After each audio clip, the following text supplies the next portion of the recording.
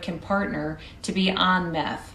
Really, the tagline is, I'm on meth. Activists argued the stunt didn't really achieve much outside of generating headlines. After all, what's the point of raising awareness for something people already know is bad? People are using meth regardless of knowing that it's bad, so we should probably address the root cause of that? I don't know, maybe when we're governor we could use a little bit of our power and do that. At least that was the case the South Dakota ACLU made at the time, pointing out that a staggering 83% of the state's court admissions for controlled substances in 2019 were related to meth. They wrote that addiction must be treated as a public health crisis, not a public safety crisis. South Dakota's legislative and executive branches should focus resources on prevention, treatment, and rehabilitation rather than passing policies that result in the incarceration of people due to an illness. Focusing primarily on ad campaigns and enforcement does nothing to break the cycle of addiction, incarceration, and recidivism. But you think Kristi Noem concerns herself with that woke garbage from the ACLU? Try again, pal. Much like her non-existent COVID response, Noem refused to do anything concrete with the political power she possessed. And after doing a fair amount of research myself, I haven't been able to find any evidence to suggest the campaign helped curb overdoses in the state. In 2023, the South Dakota Department of Public Health reported that the death rate from overdoses had increased 62% since 2018, with the death rates for methamphetamine in particular rising 30% between 2017 and 2023. Noem also faced backlash for spending almost $500,000 of taxpayer money on the venture, hiring an out-of-state marketing firm from Minnesota to execute it. Definitely not the last time we'll see her blowing ungodly amounts of taxpayer money on commercials. But before we get there, we gotta mention a few other groups she pissed off, starting with the Native American tribes of South Dakota. It all started in 2024, when she gave a speech railing against undocumented immigrants crossing over the Mexican border, something I'm not really sure why the governor of South Dakota is all that concerned with, but okay. She decided to randomly accuse local tribes of doing business with the Mexican cartels, declaring without evidence that, make no mistake, the cartels have a presence on several of South Dakota's tribal reservations. Pair that with what she said about indigenous children, that they don't have any hope, they don't have parents who show up and help them, and suddenly Kristi Noem found herself banned from entering all 9 tribal lands in South Dakota, meaning that the governor was unable to walk on nearly 20% of the land in her own state. Average South Dakotans technically had more freedom of movement than she did, and instead of apologizing, she just doubled down. Though after realizing that the tribes weren't messing around, she finally issued an apology in 2025, still having presented no evidence to back up her initial claims, so in summary, she lied about her own constituents for the sake of advancing a racist agenda, another hallmark of her long and dreadful career that will rear its ugly head again soon enough, don't you worry. Turns out, Kristi Noem is actually one of the most consistent politicians in America, at least if you count her consistent track record of shameless abuse and wanton corruption, and for that, it's really hard to know where to begin. There are so many options. You could start with the unanimous report from state lawmakers in 2022, who found that Noem's daughter Cassidy benefited from preferential treatment while applying for a real estate appraiser's license in 2020. Despite her defense that Cassidy followed the same process as other applicants did to obtain her license, she did not receive preferential treatment. I'm not really sure how else to describe failing the appraiser test, scheduling a meeting with the head of the appraiser program at the governor's mansion with your governor mom, only to magically end up meeting the licensing requirements days later. There's really no ambiguity about it, now that the program director, Sherry Bryn, testified before lawmakers that Noem's daughter was in fact given an extra chance to correct her work so that her application would not be denied, and that the state's process for handling her application was unusual. Bryn testified that she was nervous and intimidated when meeting at the governor's mansion, which, yeah, that would check out. She was probably afraid of what might happen to her dog. There's also consistency when it comes to Noem's spending habits. Not her money, mind you, but the taxpayers. Maybe you'll say it's no big deal to build a fence around your mansion for security purposes, even if that fence was $400,000, but Noem was also found in late 2021 to have blown an additional $60,000 on redecorating said mansion, a mansion that is state-owned and state-funded. That's according to 158 pages of receipts and invoices provided to a third-party government government advocacy group, which uncovered $13,500 spent on multiple hand-knotted rugs imported from India, tens of thousands worth of furniture, lamps, and chandeliers. That $60K figure does not, however, include the cost of installing a sauna, though we can assume that was nice and cheap. Never mind the fact that the spending was happening at the same time Noem was urging South Dakota lawmakers to remain disciplined and save for the future, according to the head of the watchdog group that called her out. Her spokesperson downplayed the charge by arguing there was nothing out of the ordinary about the amount of state funds being used for the mansion. And while it may be true that past governors have opted to spend lavishly on the mansion when they've occupied it, Noem also spared no expense when it came to traveling around the country campaigning for Donald Trump in 2024, with an analysis by the Associated Press finding a total of $650,000 of travel-related costs incurred by the governor's office in the lead-up to her becoming Secretary of Homeland Security. Those expenditures included $7,500 in airfare for a 6-day trip to Paris, costs associated with a bear hunt in Canada, and a book tour which featured a stop in New York, all of which was footed by the taxpayer. Just some perks of the job, I guess. And how did Kristi Noem pay her constituents back? Well, she tried to put on a massive fireworks show at Mount Rushmore for the 4th of July, but the evil National Park Service had to kill the fun by denying her request, citing opposition from Native American groups and a general concern for wildfires. So what did Noem do then? She spent even more taxpayer money to hire outside legal counsel to sue the federal government, who had smacked her down twice. I swear, Kristi Noem's entire existence is basically the Joker money scene from The Dark Knight. It's not about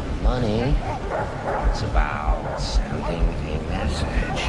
And that message seemed to resonate most with who she admired and courted more than anyone else in politics. Reality TV icon, Home Alone 2 star, WWE Hall of Famer, and Jeffrey Epstein's best friend of 10 years, our beloved and beautiful president. But to understand how she was able to gain such intrigue to a man so heavily sought after, we need to go back to the beginning of her term as governor, to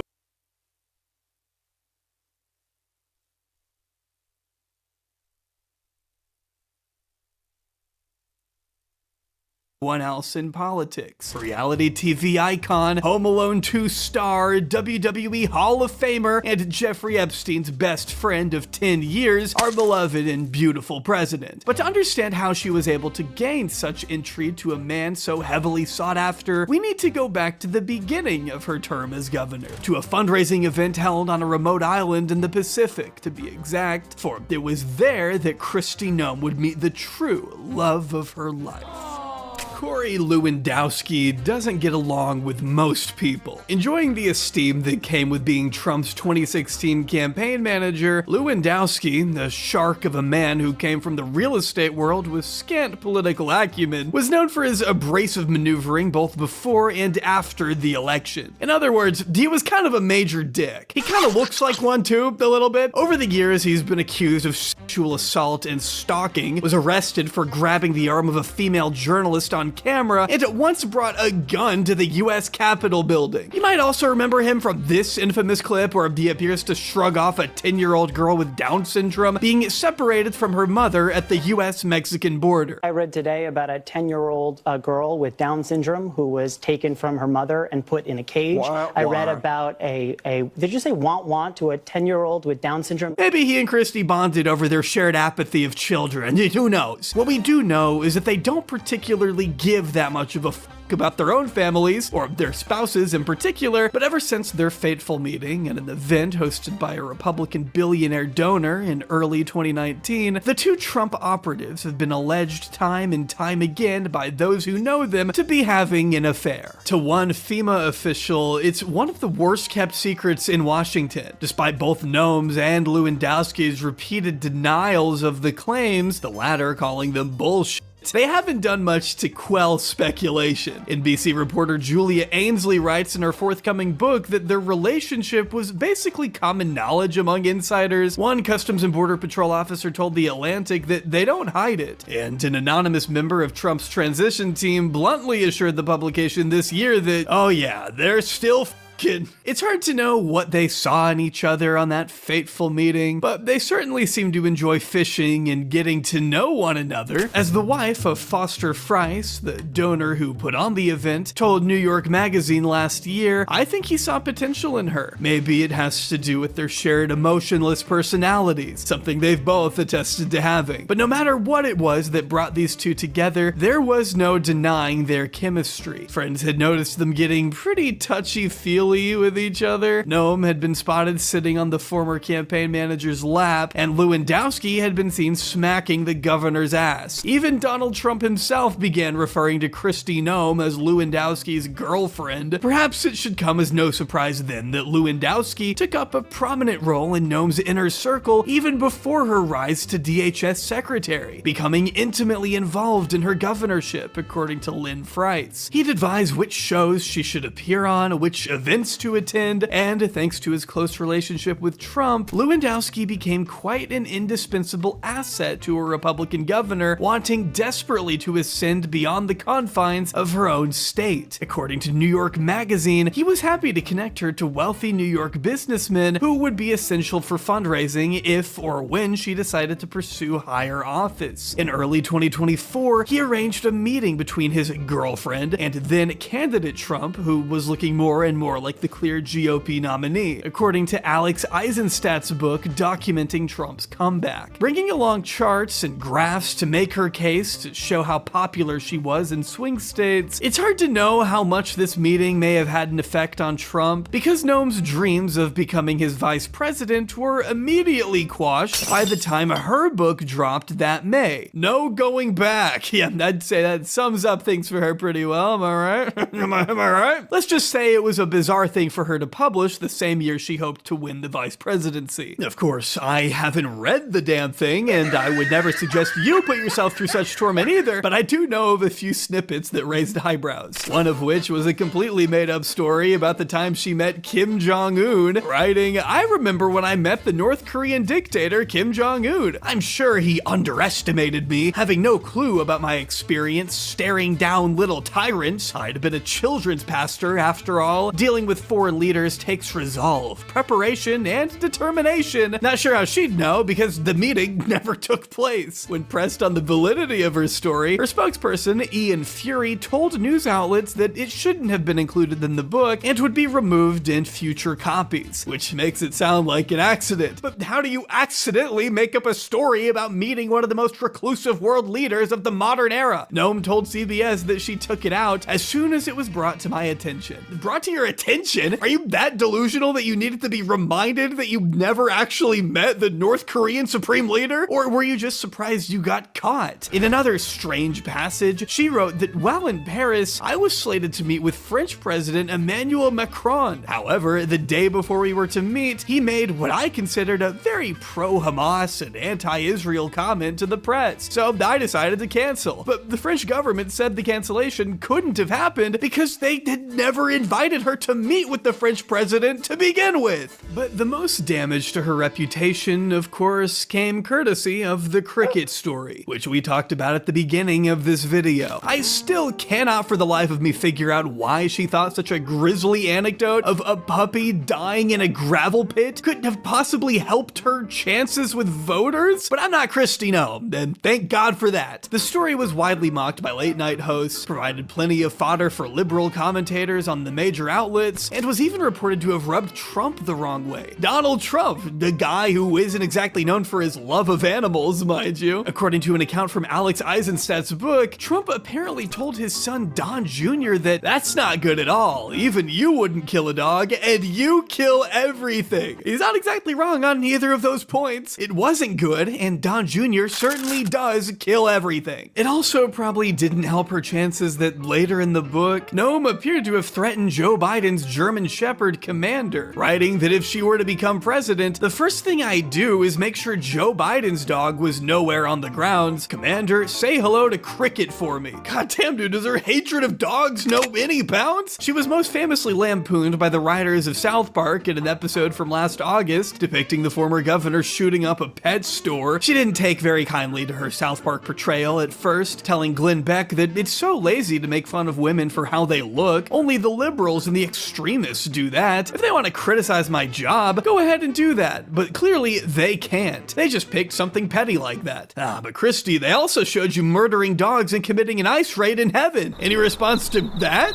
No? Okay then, well, never mind. But when she failed to garner sympathy that way, she pulled a 180 and leaned into the jokes by making this her profile picture. But I think you lose the right to do that when you condemn the show as lazy and misogynistic. I don't know. Pick a lane and stick with it, Christy. But the main takeaway from the entire debacle was that it did, in fact, sink her chances of being on a presidential ticket with the man she had tried so desperately to win over. And she had gone to great lengths to change her entire look to better match the Mar-a-Lago aesthetic, swapping out her old Kate Gosselin-inspired haircut for extensions, constantly making media appearances with a full beat of makeup on. She had traded in her button-up work shirts for tight athletic jackets. It was very clear to everyone what she was doing. As media studies professor Samantha N. Shepard put it to the New York Times, Noam had become the perfect ornament for Trump. Her transformation was perhaps best exemplified by an excursion she made to my home state to get her teeth fixed by a dentist office called Smile, Texas. In fact, she even filmed a video for it.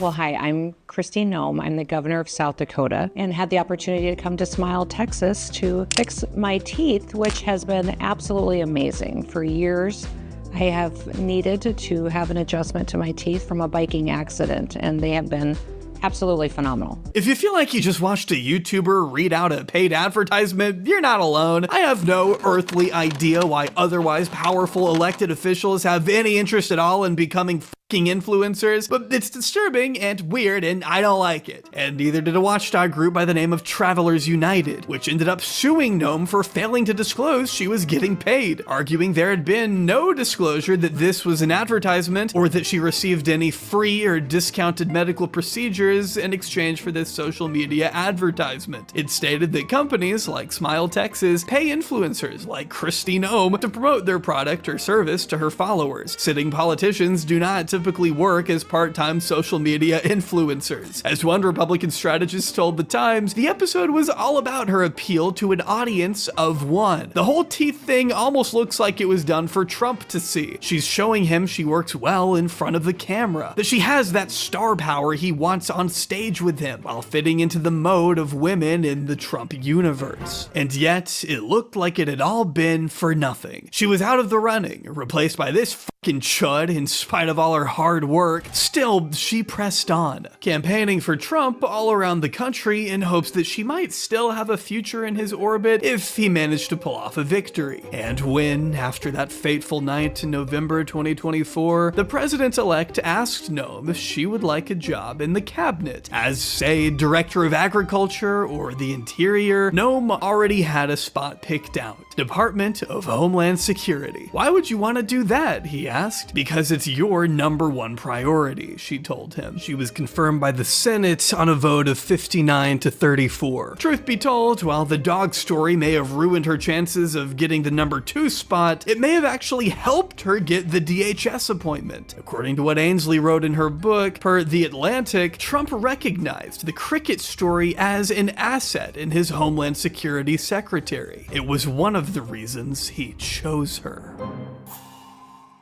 Before we get to the unhinged 13 months Kristi Noem spent at the top of the DHS, let's stop right here real quick, take a breather, go get some water or something, because it's about to get heavy. And before it does, feel free to head down to the description of this video and subscribe to my second channel, Aubrey, that I launched not too long ago. I've been posting shorter, less scripted commentary videos over there for the past month or two, and it's been a good time, so check that out if you can. And before you click that, you should also click the link to today's sponsor, Odoo. Odoo is an all-in-one management software that provides individuals and businesses with a range of applications to simplify your daily workflow. No matter what kind of work you're doing, Odoo is here to help, offering a range of services that include but are not limited to invoicing, sales, accounting, marketing, timesheets, website building, and so much more. I've personally been able to use Odoo's project app to streamline and visualize all the different video ideas that I've been coming up with. It allows me to create new projects, set deadlines. It's basically a giant workstation. It's extremely easy to use. Their interface is designed to be simple simple and intuitive. It's also scalable, which means you can add new applications as your needs evolve. Odoo is tailored to your location, it can automate your processes to reduce manual and repetitive tasks, and it's affordable. Offering several pricing plans, your first application is free for life, including unlimited hosting and support. Starting at just $24.90 USD per month, you can gain access to all other available applications as well. So what are you waiting for? Click the link down in the description below right now and get started today. It helps the channel, and it'll no doubt help you organize your work. Odoo really is a fantastic service, and they've been great to work with. They let me use words like sponsor maxing and mogging in the last video, so that's how you know they're the real deal. Huge thanks again to Odoo for sponsoring this one, and now back to Ice Barbie. Well, with a vote yesterday, South Dakota Governor Kristi Noem's nomination as Secretary of the Department of Homeland Security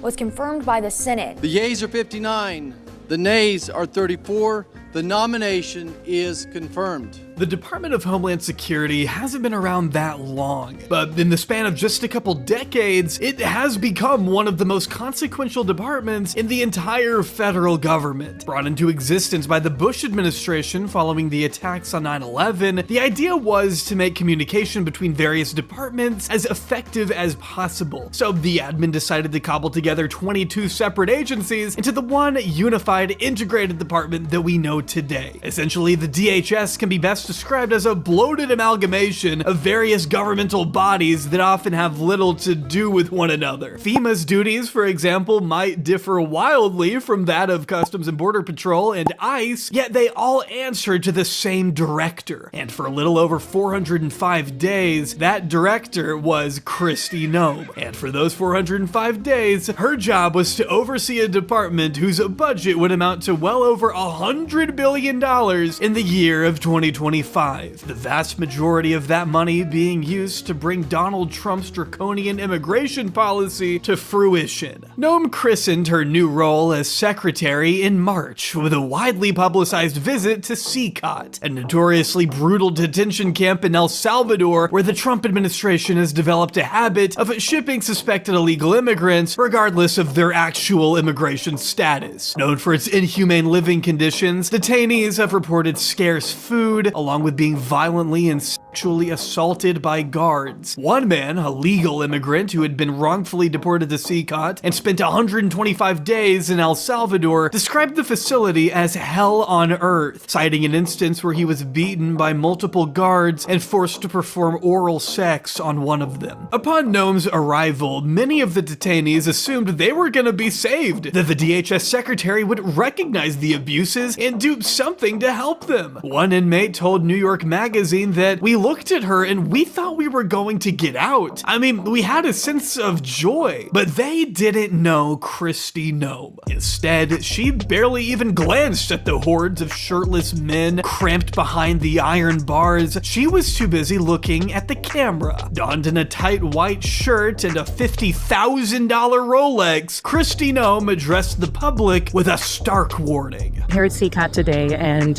visiting this facility. And first of all, I want to thank El Salvador and their president for their partnership with the United States of America to bring our terrorists here and to incarcerate them and have consequences for the violence that they have perpetuated in our communities. I also want everybody to know, if you come to our country illegally, this is one of the consequences you could face. First of all, do not come to our country illegally.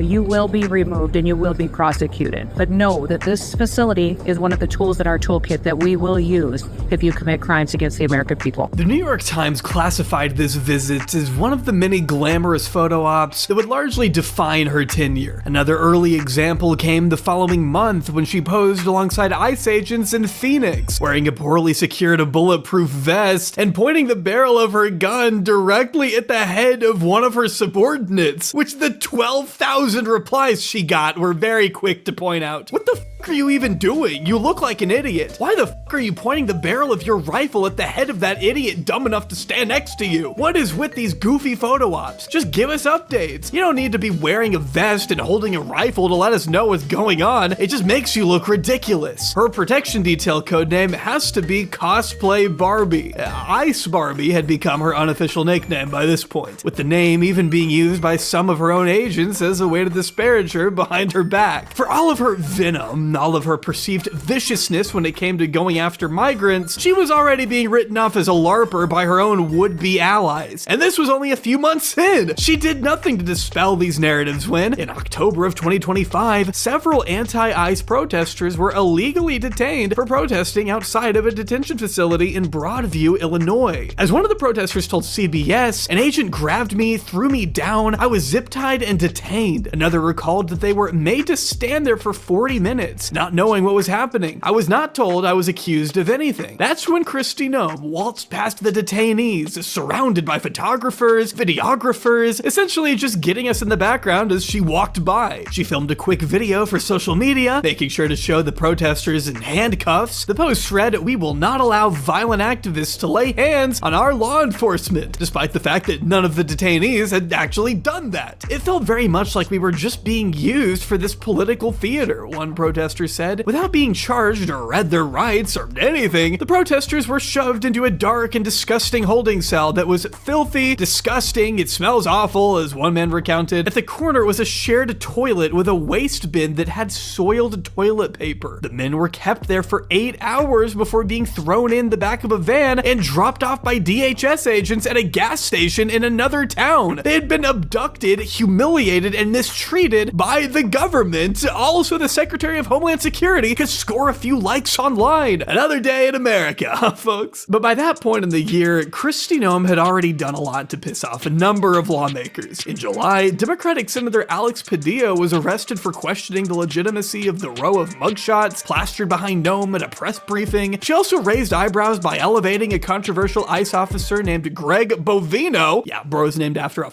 cow, to run immigration operations in Southern California, while others, both outside and inside of the agency, believed he was unqualified. And that's to say nothing of his egotistical photo shoots in long, dark trench coats that bear an eerie resemblance to another kind of secret police force, one of the Hitler variety, maybe? Governors all over the country soon found themselves at odds with the new secretary, particularly thanks to her brazen mishandling of disaster relief funds. Not only had Trump threatened to shut FEMA altogether last year, but Noem had implemented a new rule that summer that required any expense over $100,000 to be signed off by her personally. This one policy change, as outlined by a report released by Senate Democrats, had the effect of delaying millions of dollars in grants, contracts, and funding awards to help communities rebuild and recover after disasters. Turns out the previous threshold of $25 million had been high for a reason. When the DHS secretary has to sign off on just about every expense before it can be made, you can't exactly deliver life-saving aid in a timely manner. And in terms of what FEMA typically dishes out, $100K is nothing. I can't make a phone call for under $100,000, complained one former top FEMA official at the time. 2 days after a wave of deadly floods hit central Texas last year, FEMA did not answer nearly 2/3 of calls to its disaster assistance line. The New York Times reported that the policy change led to a backlog of mission-critical contracts, too. By July 30th, at least 530 spending requests were awaiting Noem's approval, with over 1,500 other spending requests awaiting approval from lower-level officials. Noem's reported stonewalling of payments to those affected by Hurricane Helene, for instance, led to one Republican senator, Ted Bund, to threaten to filibuster any future Homeland Security nominee. It was so bad that New York Magazine reported that the FEMA headquarters were, at one point, within hours of having their lights shut off on account of their own electricity bills not getting paid. This was a move concocted with the help of her unofficial right-hand man, Corey Lewandowski. Despite being barred by Trump himself from working as Noem's official chief of staff, he had found a way around the president's restrictions by signing on as a special government employee, the same designation enjoyed by Elon Musk during his disastrous time at Doge. That meant he could only officially work as a government employee for 130 days, so he'd often make DHS employees let him into the building so he didn't have to buzz in and count that as one of his days. And much like their relationship, his involvement with DHS was an intimate one. Last summer, Politico found that Lewandowski essentially had veto power over contracts that were supposed to go to Noem's desk. In order for something to be signed off by Kristi, everything has to go through Corey, said one lobbyist who had done business with the DHS. One former administration official told New York Magazine that it's the Corey show over there. During his time with the DHS, Lewandowski was referred to by staff as Nome's handler, bulldog, and shadow secretary. One official put it bluntly by saying, "People are scared shitless of Corey. He lobbied hard to try and get a gun and a badge, despite that being typically not protocol of someone in his position." It was also Lewandowski who fired Cameron Hamilton, the former acting director of FEMA, and replaced him with David Richardson, a former Marine Corps officer with no experience whatsoever in handling disaster relief. His main credit was writing an anti-woke novel that Corey Lewandowski had praised on the back cover, writing that it will make liberals cringe. Yeah, man,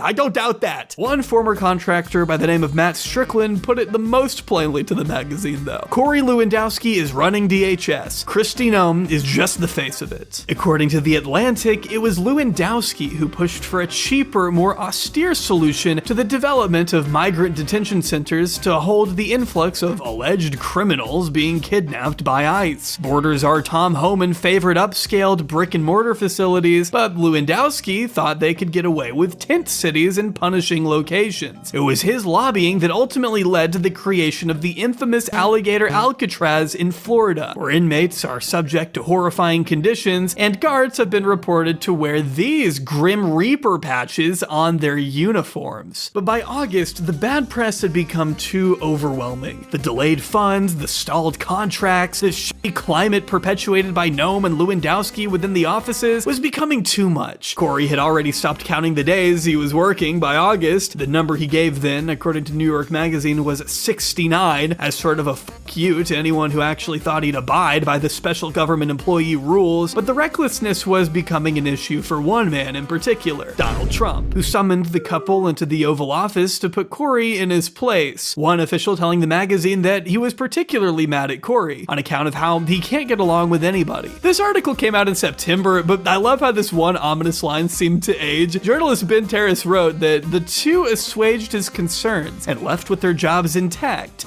For now. But perhaps no one could quite predict just how bad things were about to get in January. More specifically, January 7th, 2026. There is unease and anger in Minneapolis this morning after an ICE agent shot and killed a woman. And we have to give you a warning here. The video you're about to see is graphic. At a little after 9:30 a.m. on that Wednesday morning, a 37-year-old mother by the name of Renee Nicole Good was shot and killed by an ICE agent in a neighborhood not too far from her house. She had just dropped her son off at school, her partner had been in the car with her, and along with the rest of the country, had watched in horror as Renee's life was senselessly ripped away by a trigger-happy thug with a gun and a badge. The city of Minneapolis had been the subject of a recent ICE buildup, and although the entire interaction had been recorded by multiple cameras from multiple different angles, Secretary Kristi Noem was determined to tell the American people that their eyes had in fact lied to them, wasting absolutely no time by putting out a statement that slandered Renee Good as a dangerous terrorist who had been intentionally trying to ram her car at the agent before she was shot in the face out of self-defense. You asked about a shooting that we just had in Minneapolis, Minnesota.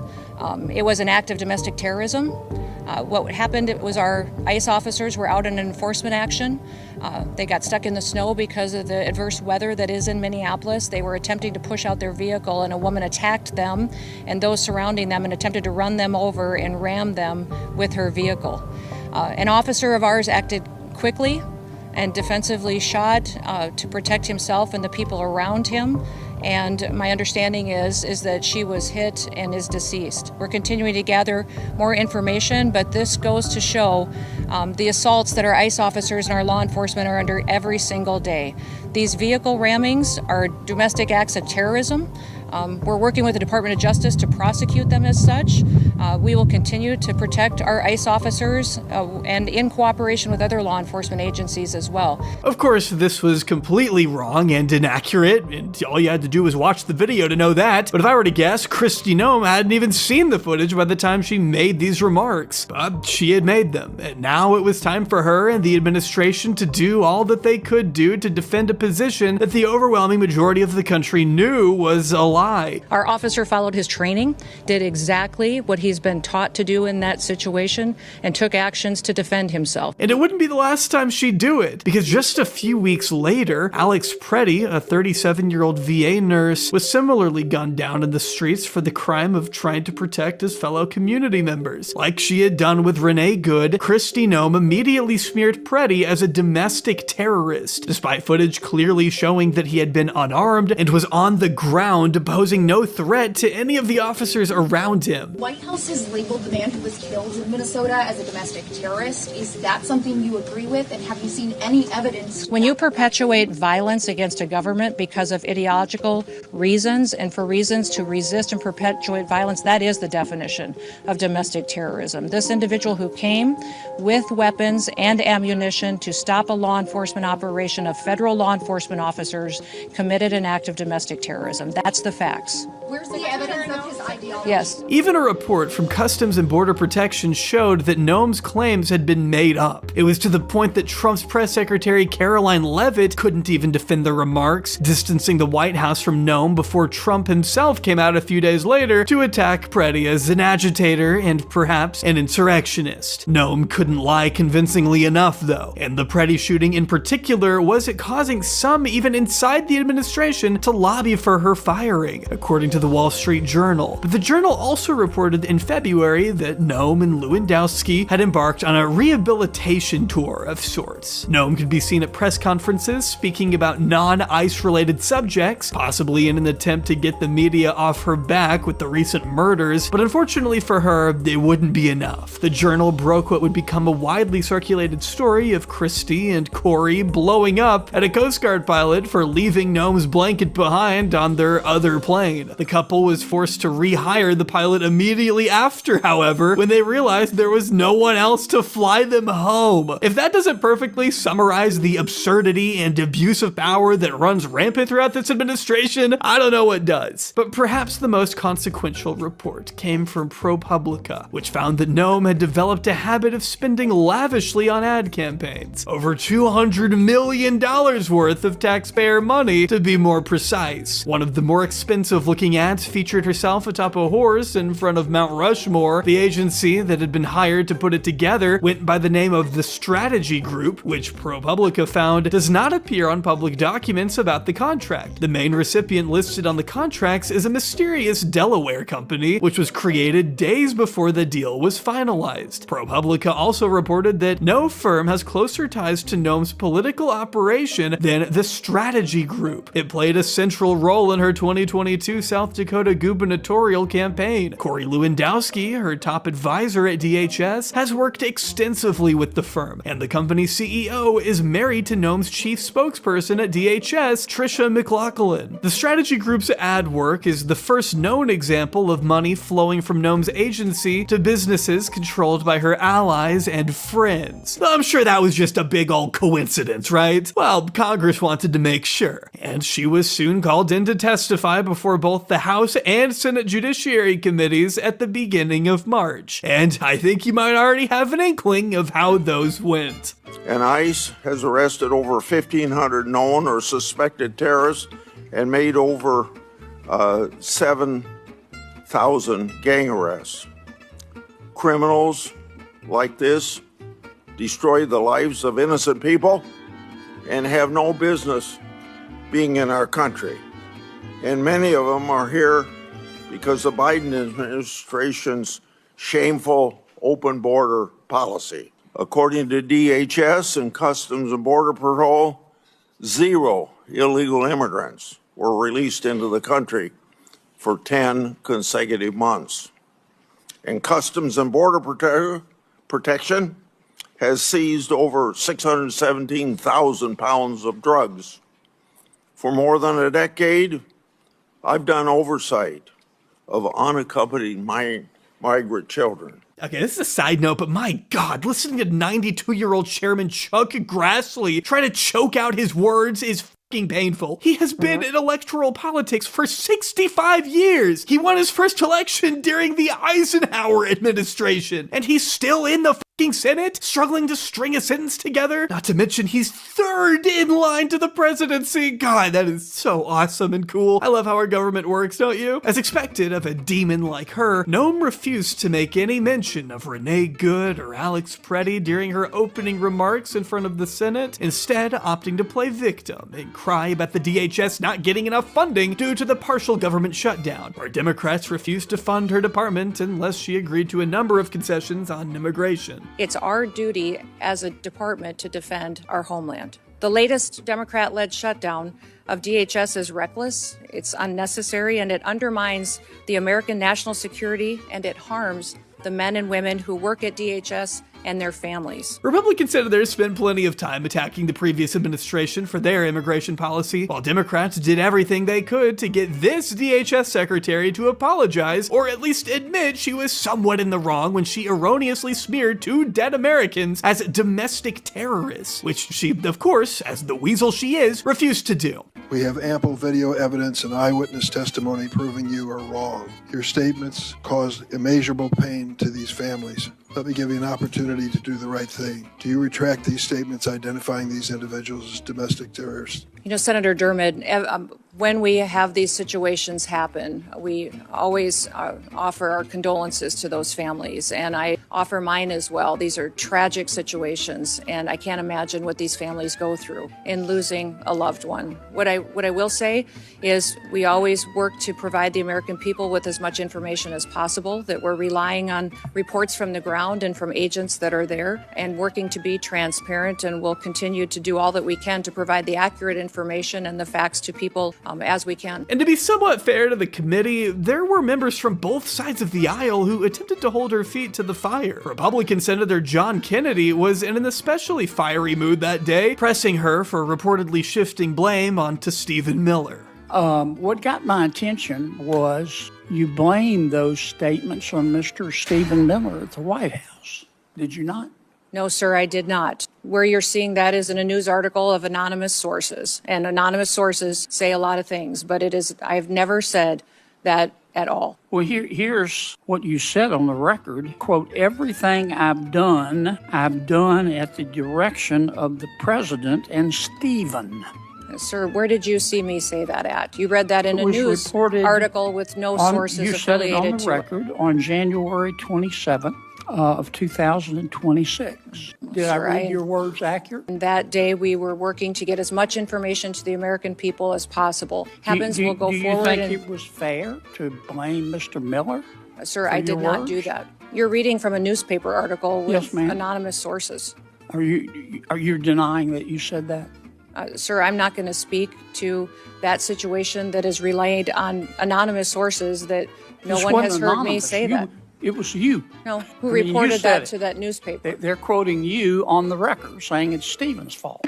It's awesome how much she thinks she could lie about things she has said on the record. That might work on a podcast or when you're not on the record speaking to Congress, but good luck trying to pull that stunt here. She loves to play this pathetic game of semantics where she argues she never referred to Alex Preddy himself as a domestic terrorist, just that he merely engaged in domestic terrorism. 2 completely different things. Duh, you fucking stupid. Just say you were too heartless and cruel to talk to the parents of the VA nurse your ICE thugs executed in cold blood. Have the decency to admit reality, at least. She was willing to offer condolences, sure, but seemed absolutely incapable of apologizing. But knowing what you do know, do you want to take an opportunity to apologize to their families that you characterized them on the basis of the information you had at the time, that they were engaged in domestic terrorism? Mm-hmm. Yeah, I certainly offer my condolences to these families and for their loss. And it was a tragic situation that we saw in Minneapolis, and we continue to work to make sure that those situations are handled appropriately. Question. I understand you're offering condolences.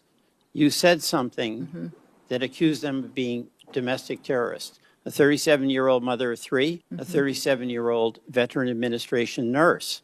One question. Do you want to apologize for that characterization that they were domestic terrorists? I will continue every day to get up and to work hard to give. In one especially terrifying moment, Noam cannot say for certain that there will not be ICE agents patrolling voting booths later this year, despite undocumented immigrants being completely incapable of voting, almost like the agents would be present for completely separate reasons than immigration enforcement, but I don't know.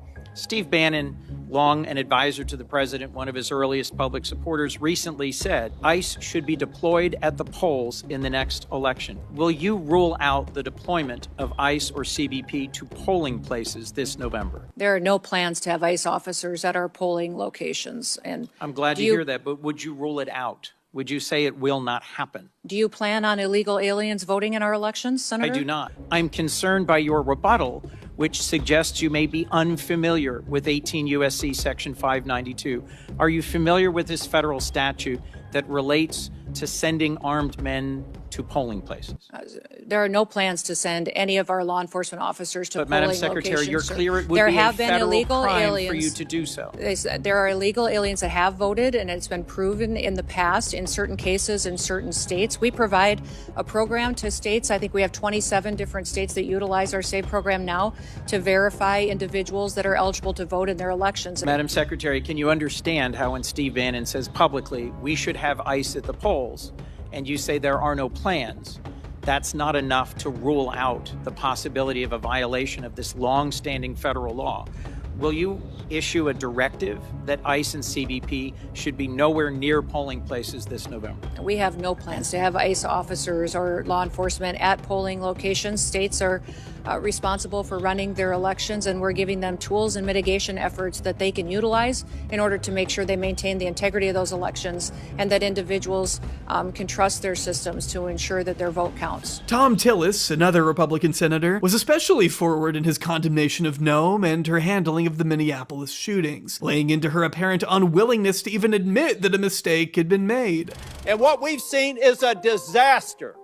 Under your leadership, Ms. Noam, a disaster. What we've seen is innocent people getting detained that turn out are American citizens. I could talk about the culture that's been created here with Stephen Miller aiding and abetting. This is your administration for FEMA response. This is President Trump's first administration. Which one would you like to have? If you're a state that has a $60 billion disaster, your biggest disaster in South Dakota that I can tell that when you were an elected official was about $500 million. So 1/100th of this single storm where thousands of people are hurting in North Carolina and you're just barely catching up. This is what competent FEMA leadership looks like. This is what incompetent FEMA leadership looks like. And people are hurting in Western North Carolina from the most significant storm they've ever experienced.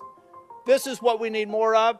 I'm convinced you can't do it. If you're requesting a review of $100,000 and up, then it begs the question, why? Why would you be involved in that? Why would that be a policy? And in a minute, I'll ask about some people that are involved, some special government employees. Why are they involved in it? Senator, no. That $100,000 only had to do. And I will hold the clock until I finish. The bottom line is I've done the analysis, and you can say whatever you want to. I've worked with the Democrat governor. I've worked with the Republican governor. I've worked with fiscal research. We have people contacting my office now to get the information to better understand the failure of this department. The Homeland Security Act of 2002 expressly prohibits the Secretary of Homeland Security from restricting or diverting FEMA resources from the agency's mission. Based on your disaster response, the chart that I just showed you, I have reason to believe that you're violating the law, either knowingly or unknowingly. So I'll be asking and submitting a question for the record, what the total amount of FEMA reimbursements are currently being held by DHS,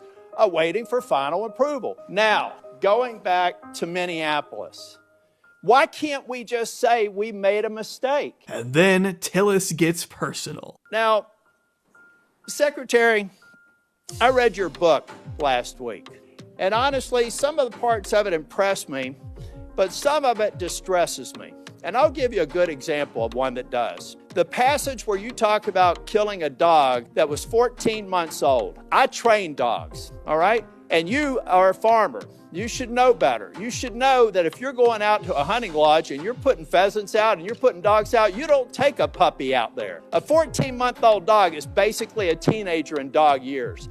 You decided to kill that dog because you had not invested the appropriate time in training, and then you have the audacity to go into a book and say it's a leadership lesson about tough choices. At that same lunch hour, you killed a goat because you said it was behaving badly. You are a farmer. You don't castrate a goat, they behave badly. You should have probably done that before, but my point is, those are bad decisions made in the heat of the moment.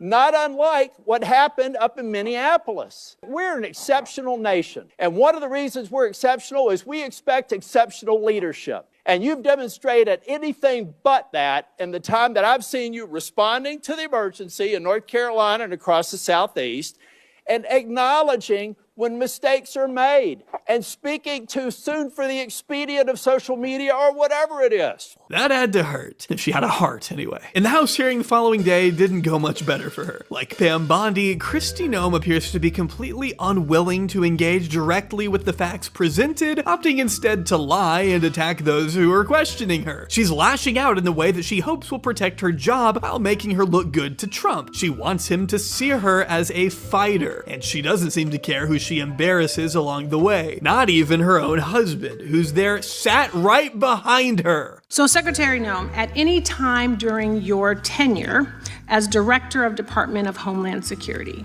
have you had sexual relations with Corey Lewandowski? Mr. Chairman, I am shocked that we're going down and peddling tabloid garbage in this committee today. Reclaiming and my ma'am, time. one thing that I would tell you is that he is a special government employee who works for the White House. There are thousands of them in the federal government. So reclaiming and my is an time, advisor Secretary, it is and has okay for no, you to be no offended authority by to the be question. making any It is decisions. okay for you to has be no offended authority by the to question. be making But it is decisions also and a putting real up your question. position. So what I would say And to you should be able to is answer that the what we do at the Department of Homeland Security every single and without day, any hesitation, every single day is to protect if this someone country is and asking to make if decisions. you or any federal official is sleeping with their subordinate, that should be the easiest. You should be wanting to answer that question. Is garbage? Because it is not about It is your sex offensive life. that you have brought It is that up. about your So judgment. that kind of garbage It is has about been refuted reclaiming for my years. time. You've called Corey Lewandowski a special government employee. I understand what government means. I understand what employee means, okay? But I don't know what makes him special. Now, I want to give you an opportunity to answer on the record to Ms. Cam Lager-Dove's question. I know you said it's garbage, and it may be, but I really think you need to say the word no into the record so that you can clear that up. I think the ridiculousness of this and the tabloids that you are quoting and referencing are insane. And this has been something that I've refuted for years, and I continue to do that. So it's a what no. I would tell you is we can move on. Hold on, what you're Madam Senator, doing, we can move on. I'm not going to belabor it. If it's this is what you do. Hold on, Socialist, I'm not doing anything. Liberal left is you go off and you attack conservative women, and you say that we're either stupid I haven't or said we're anything. sluts. All right, so listen. And that's what you do. Yesterday, Richard, reclaiming my time, Mr. Chairman. Mr. Chairman, reclaiming my time. Yeah, it is very curious that she could not, for whatever strange reason, say the word no to that question. Because she is under oath, after all, she's scrambling to say anything that isn't a definitive yes or no, which really does say a lot in itself, I would argue. But speaking of her husband, this is gonna be a little bit of a detour, but I fear I would be sorely remiss if I didn't at least mention a recent report from the Daily Mail that uncovered Brian Noem's secret double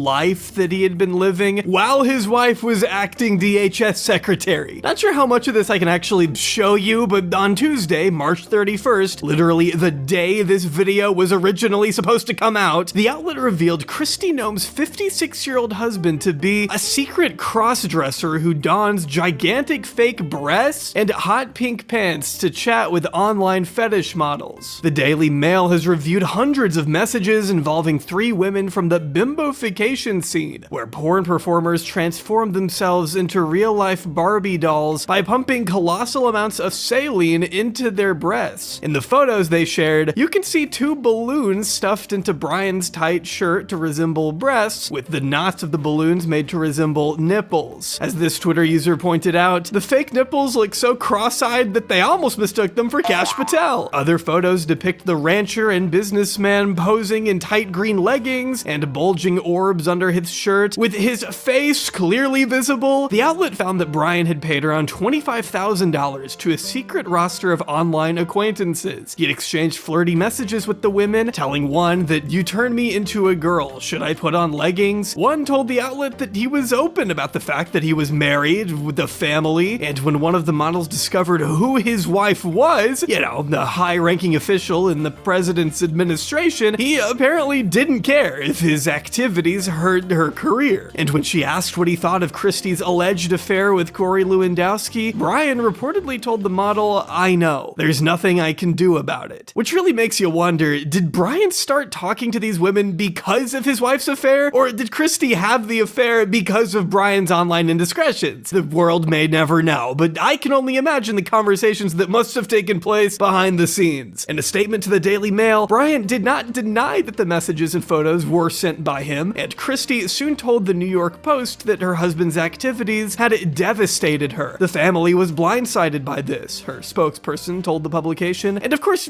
Donald Trump had to weigh in, saying, "They confirmed it? Wow, well, I feel badly for the family. If that's the case, that's too bad." And look, I normally wouldn't care all that much about what somebody's family members get up to in their private lives, but I do think an exception is warranted here, considering not only the blatant hypocrisy when it comes to Noam's deplorable LGBTQ stances, but also the inherent national security risk it posed for the country at large. The potential for an adversarial government to get a hold of this information and use it for blackmail against our DHS secretary is a real concern. As one former CIA official put it to the Daily Mail, if a media organization can find this out, you can assume with a high degree of confidence that a hostile intelligence service knows this as well. They approach the person and say, "If you work with us, we won't expose this, and if you don't, we will." That's espionage 101. But as it would turn out, it wasn't the cheating, the lying, the gross misuse of tax dollars, or even her husband's bimbofication that did her in. Perhaps it was actually this moment, the moment she decided to bring Trump into her ridiculous ad campaign.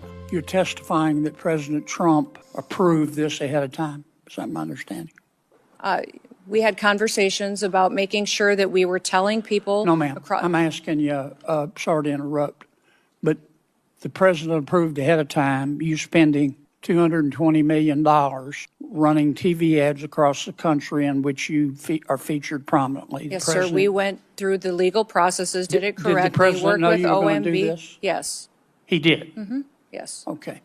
And one thing, Senator, I think would be helpful to know is how effective that communications has been. That well, they were overwhelmingly effective in your name recognition.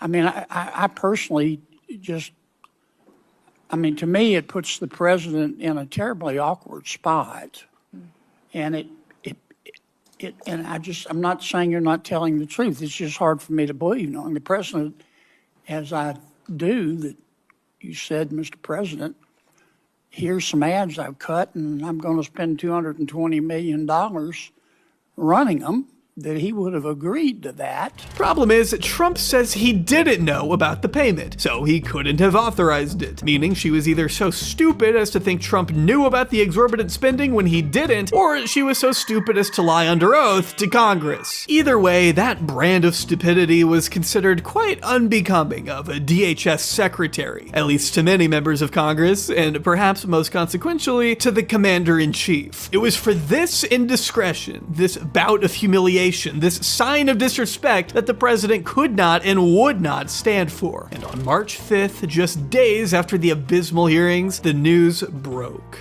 We are coming on the air with more breaking news. President Trump posting on his Truth Social platform that he has fired Homeland Security Secretary Kristi Noem. It comes after Noem was grilled by 2 congressional committees over the past 2 days. The first cabinet member to be fired in President Trump's second term. The president announcing her firing on social media. The headlines rushed in as soon-to-be ex-secretary Kristi Noem was preparing to answer questions at a press briefing, almost as if Trump had timed it deliberately for maximum embarrassment. embarrassment. Still, regardless of the awkward circumstances, Noem proceeded to answer questions from the media almost as if she hadn't been fired. In fact, she didn't even mention the news in this appearance, leading some to wonder if she had even seen the president's statement. But after the event drew to a close, Noem ever so graciously accepted her fate, writing on Twitter, "Thank you at POTUS Trump for appointing me the special envoy for the Shield of the Americas. At Secretary of State Rubio and Secretary of War are incredible leaders, and I look forward to working with them closely to dismantle cartels that have poured drugs into our nation and killed our children and grandchildren. The Western Hemisphere is absolutely critical for U.S. security. In this new role, I will be able to build on the partnerships and national security expertise I forged over the last 13 months as Secretary of Homeland Security. We have made historic accomplishments at the Department of Homeland Security to make America safe again. We delivered the most secure border in American history. 3 million illegal aliens have left the U.S. We have located 145,000 children. FEMA delivered disaster relief at a 100% faster rate. We ushered in the golden age of travel, saved the American taxpayer $13 billion, and revitalized the U.S. Coast Guard." Oh, I forgot to mention that she actually at one point moved into a home that was reserved for members of the Coast Guard just so she could protect herself from paparazzi pictures that were being taken of her and her fucking lover, but you know, whatever, we'll just ignore all that. Her year-long reign atop one of the most powerful departments in government had finally drawn to a bitter close. She was out of a job, or she was out of that job, because Donald Trump was so kind as to appoint her as special envoy to the Shield of the Americas, a fake job for a new fake organization he started just to keep his subordinates occupied. No matter how hard Noem may have coped, this was a serious demotion. Stripped of all tangible federal power, she's now been relegated to a position that most people struggled to define, wielding not even a fraction of the power she once had. All of her ass kissing was for nothing. Despite all her efforts to stay relevant, to stay useful to the president she had done so much for, Ice Barbie was brought down to the gravel pit and sent to be with Cricket.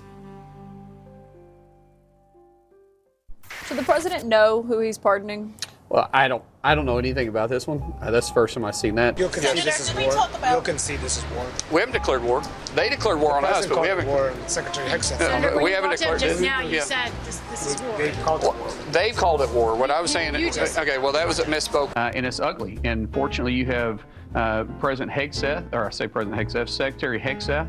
That is got a great relationship with President Trump, and President Hegseth's been there. He's done that. What was your first reaction to just the news that you were nominated for this position, just amidst everything and that's happening? Humbling, because I had to call my dad, and because it happened quick, right? I had to call my wife, call my dad, both, and it's just pretty humbling when you start thinking about it. A little kid from Westville, Oklahoma, gets to serve in the president's cabinet. That's pretty neat. This is Markwayne Mullin, a Republican senator from Oklahoma who is set to replace Kristi Noem as DHS secretary. A very well-adjusted human being, completely qualified and capable of leading such a large and bloated department, I'm sure we can all agree. Senator Mullin demonstrated his calmness by lashing out at fellow Republican Rand Paul. In an especially heated exchange, Mullin told his colleague that he understood why his neighbor beat him to a bloody pulp a few years back, causing Rand Paul to suffer a collapsed lung and putting him in a sling for a prolonged period of time. I simply addressed that. I said I could understand because of the behavior you were having, that I can understand why the neighbor did what he did. So that should give you a sense of what we'll be dealing with next. Kristi Noem will no doubt go down in history as one of the most corrupt and hated DHS secretaries of all time. Loathed and despised even by members of her own party. Criticized relentlessly for her tendency to put herself above the Constitution she had sworn to protect. How can a person be truly protective over a country when she unapologetically treats its citizens as domestic terrorists after they've been killed by her roving gangs of masked thugs? Ironically enough, Kristi Noem and her ilk have made the United States a far more dangerous place than it was before. Thanks to her actions, at least 2 people are dead and many others wrongfully imprisoned and deported, causing immense suffering both here and abroad, with countless individuals forced to endure brutal conditions at the expense of the taxpayer. You and I are funding this, which is why we can't just turn a blind eye now. Kristi Noem and her disgusting boyfriend may be out of a job, but the system remains as destructive as ever. It's up to us to hold these people accountable in whatever minuscule ways we can. The work isn't over and there's plenty more to be done. But in the meantime, I hope we can all take a little bit of pride and joy in knowing that this repulsive dog murdering freak is probably hating her life right now. And that no matter how bad things might be going in our lives, at least we don't have to wake up every day as Kristi fucking Noem.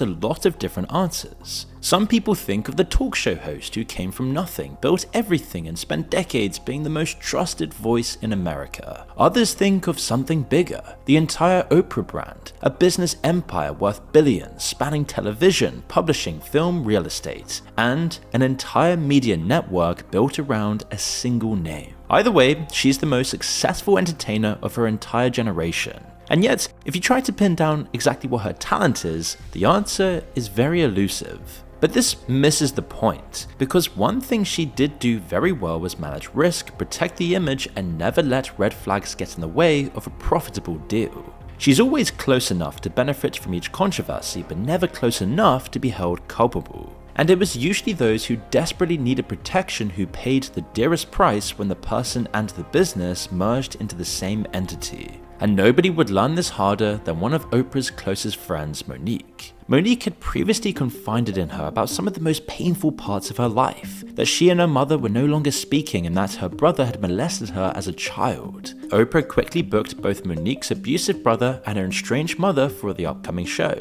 using their accounts to dig deeper into the trauma, dragging the entire situation into the spotlight. She said my brother wanted to come on the show. She said, if you don't want me to have your brother on the show, I will cancel the show. On the surface, that sounds like Oprah was giving Monique a choice, but what happened next would tell a very different story. I began to see commercials with my brother, my mother, my father, and my other brother. That's despite Monique making it crystal clear she wanted nothing to do with the pair, stating, my brother Gerald is a charmer. I said I don't want nothing to do with that cat.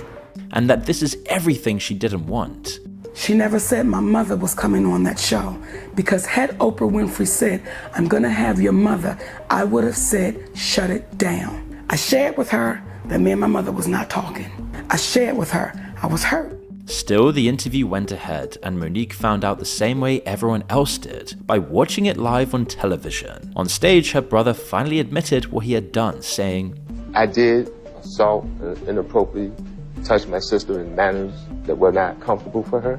But even that wasn't enough to stop the family from defending him. Monique's mother brushed off parts of the story on air, protecting the abuser, whilst her other brother suggested that the essay was blown out of proportion. Meanwhile, Oprah, the woman who had positioned herself as an advocate for victims, leaned in and drilled into the details, milking every moment for the camera and money. This is what makes Monique's story so ugly. Oprah wasn't exposing a hidden abuser on behalf of a victim. She was reopening a victim's trauma in public, on terms the victim says she never consented to. But the worst part of this is arguably what followed next. Monique says that after speaking out about the situation, Oprah used her influence in Hollywood to help freeze her out of the industry. Roles that she says were once offered to her, including parts in The Butler, Empire, and a planned Richard Pryor biopic, disappeared while her name increasingly attached to the label of being difficult. Looking at where Monique's career is today compared to where it was when she appeared with Oprah, it's hard to argue that speaking out came without consequences. And others seem to be on the receiving end of this tactic too. Susan Powter recalled after declining an Oprah appearance, her team warned her, quote, "You do know that you may never work in this town again." In fact, it became a rarity to speak out against her, like when Prince quipped her for asking why he was weird and why he lived in Minneapolis. It's so cold, it keeps the bad people out. It's the way he looks her right in the eye when he says it. But Monique wasn't an exception. This kind of drama extraction technique was the foundation Oprah's show was built on. In return for using it to platform yourself, celebrities were expected to surrender a compromising story. Whether this was a confession, breakdown, or secret they spent years protecting, everything was on the table. No celebrity wanted to be the one who seemed difficult, ungrateful, or guarded in front of an audience that could end careers overnight. It was an industry secret that spawned the infamous phrase, "Nobody says no to Oprah." This was the trap Toni Braxton walked into. She went on Oprah's show expecting a supportive conversation about financial hardship with a woman she'd admired her entire life. Braxton was already in a vulnerable position, openly admitting she was broke years before meeting Oprah. But when the interview began, it quickly turned into an interrogation. One that felt less like a conversation and more like a humiliation ritual in front of millions. She was so freaking mean to me. I was in shock. Do you take responsibility for the situation that you're in right now? 100%. 100%? 100%. I couldn't believe it because I loved her so much. I admired her and looked up to her. And she pretty much reprimanded me. B-R-O-K-E, broke? Broke. Like broke? Like, no money. No money. Like net worth what? Negative. Negative. Negative. And immediately, she made me feel this big. This big. That moment completely changed my career. It made people look down on me. Braxton's lowest point had just been turned into a punchline in front of millions. She says this experience still haunts her today, permanently affecting her ability to trust, open up, and feel safe being vulnerable in public. One of Oprah's methods in all of this was confrontation, ambushing guests with the thing they were most afraid to talk about. That was just great business for her show, as people loved the drama. And so maybe that's why she felt entitled to ambush the young actress Mary-Kate, who was 17 at the time, about rumors of her eating disorder. I know there's a new rumor that's recently surfaced. Has really upset you, right? You know, the one about eating. Yeah, you know, people are going to write what they want to write. What size are you, by the way? Size? Yeah, I always I'm really short. You're not sure? Girls, and you know. That's so interesting. Or why Oprah felt entitled to police which words Raven-Symoné could use about her own identity. I'm an American. I'm not an African American. I'm an American. Oh, girl, don't set get up you the started. Twitter on fire. I'm sorry. I mean, What? What did you just say? Stop the tape right now. I don't know how far back, and I don't know what country in Africa I'm from, but I do know that my roots are in Louisiana. I'm an American, and that's a colorless person, because we're all people. I have lots of things running through my veins. I mean, you're going to get a lot of flack for saying you're not African American. You know that, right? So I want you to say what you really mean by that. What I really mean by that is I'm an American. That's what I really mean. Another one of her methods was compassion, turning the show into a performance of safety so people would lower their guard and expose the most private, painful parts of themselves. That was one of her gifts, making intrusion look like care and exploitation look like empathy. Just look at how she treats Kelsey Grammer, a man scarred by brutal family tragedy, pushed not just to remember his pain, but to relive it for the camera. My sister died 2 years. You say my sister died. Your sister was brutally and murdered, which is a little different than just dying. You still miss her, I can see. Do you ever get over it? No. But Oprah's brand didn't only extract value from guests on her own show, it did something even more ambitious. It incubated entirely new franchises from dangerous people. Because that's exactly what businesses do when they find a profitable formula. They scale it and build subsidiaries. And it's in these profitable decisions that Oprah built an empire far beyond the name and person itself. Take Dr. Oz, a surgeon who Oprah platformed over 60 times before spinning him off into his own show, produced by her company. Within a few years, he'd gone from legitimate medical advice to promoting miracle weight loss supplements on air, products so dubious he was hauled in front of a Senate hearing and publicly grilled for misleading millions of consumers. But at least Oz had medical credentials and wasn't a clear-cut villain. The next person Oprah endorsed had nothing at all. This video is sponsored by Abacus AI. One thing that's happening right now with AI is that it's starting to fragment. Every model is good at something different. One is better for writing, another for research, another for coding, another for images. And suddenly you're switching between tools constantly, trying to figure out which one to use. And that's kind of the problem, which is why I want to tell you about Abacus AI, as they bring all of that into one place. When you go to abacus.ai, you get access to the major models: ChatGPT 5.4, Gemini 3.1 Pro, Claude Opus 4.6, Grok 4.1, DeepSeek, all inside a digital platform. But more importantly, it has something called Root LLM, which automatically selects the best model depending on what you're trying to do. So instead of guessing which AI to use, it just routes your prompt to the one that performs best, and it goes beyond text. You can generate images with tools like NanoBanana 2 and Flux, create AI videos with Sora 2 and Kling 3.0, build full research-backed presentations, or even use their Abacus AI agent to create entire apps, websites, or workflows from scratch. So instead of juggling 5 different platforms, everything sits in one place and actually works together. And considering it's about $10 a month, it ends up being a lot simpler and cheaper than paying for everything else separately. So if you want to try, go to abacus.ai or click the link in the description and pin comment below.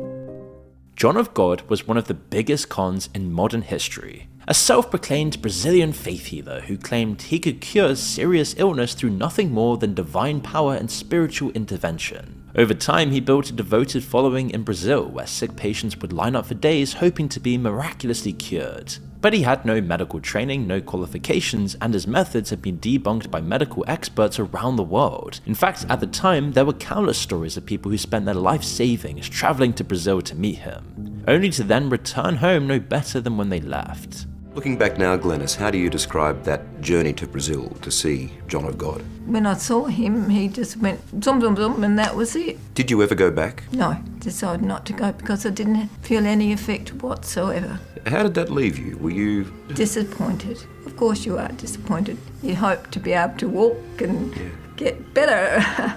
Needless to say, any reasonable person would see this for what it is, a grift designed to sell false hope to sick and desperate people, all while exploiting their vulnerability for financial gain. But surprisingly, not Oprah. She quickly picked up the story, featuring him in her magazine and devoting several episodes of her show to praising his work and claiming his powers could genuinely save lives. There are blog posts on her website dedicated to him, which have now been deleted, presumably because of what happened next. She flew out to meet him in person and documented the case of Lisa Melman, a woman who had abandoned conventional cancer treatment in favor of John of God's supposed healing powers. And on Oprah's stage, Melman claimed something remarkable, that her breast cancer was now gone and that John had cured her. There was evidence of this discussion on YouTube, but it's all been since scrubbed by Oprah's team. That's because the reality was just far more tragic, because just 2 years later, Lisa Melman died. Her cancer had never been cured at all, and according to reports, after she abandoned conventional treatment, the disease continued to spread and progressively worsened. So by the time she died, she was going to be in agonizing pain, and Oprah never returned to television to tell that part of the story. This happened while Oprah prolifically promoted the benefits of breast cancer screening when that virtue needed to be signaled. But by then, the damage had been done. She had already endorsed John of God to an international audience as a man capable of miracles. From there, John of God's business exploded,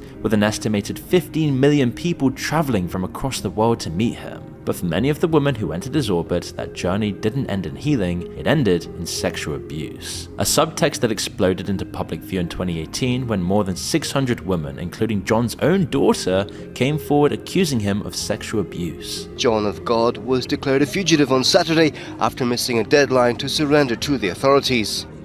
Claims against him began earlier this month when a dozen women said the self-styled spiritual healer had abused them at his clinic. Since then, scores have poured in from women within Brazil and abroad. Faria became internationally famous when he appeared on a show hosted by Oprah Winfrey. His fame had been boosted by supposedly miraculous surgeries. And this is where Oprah's role becomes impossible to ignore. If she had done her due diligence before legitimizing John of God on her show, she may have picked up on allegations that had followed him throughout his career. The quiet murmur that this so-called healer was in fact not who he seemed on more than one level. So while we can't know exactly how many women Oprah helped steer into a circle, it's difficult to deny that her endorsement played a significant role in widening that pipeline. After all, she never seriously challenged his claim, she never pressed him on evidence, and never really subjected him to the kind of scrutiny any responsible interviewer would have applied. What makes this even harder to excuse is that Oprah, by her own account, understood exactly how predators operate. She's spoken publicly about being molested as a child. She even said this to a room full of people who had suffered abuse, showing them that she had inside knowledge of how people are groomed.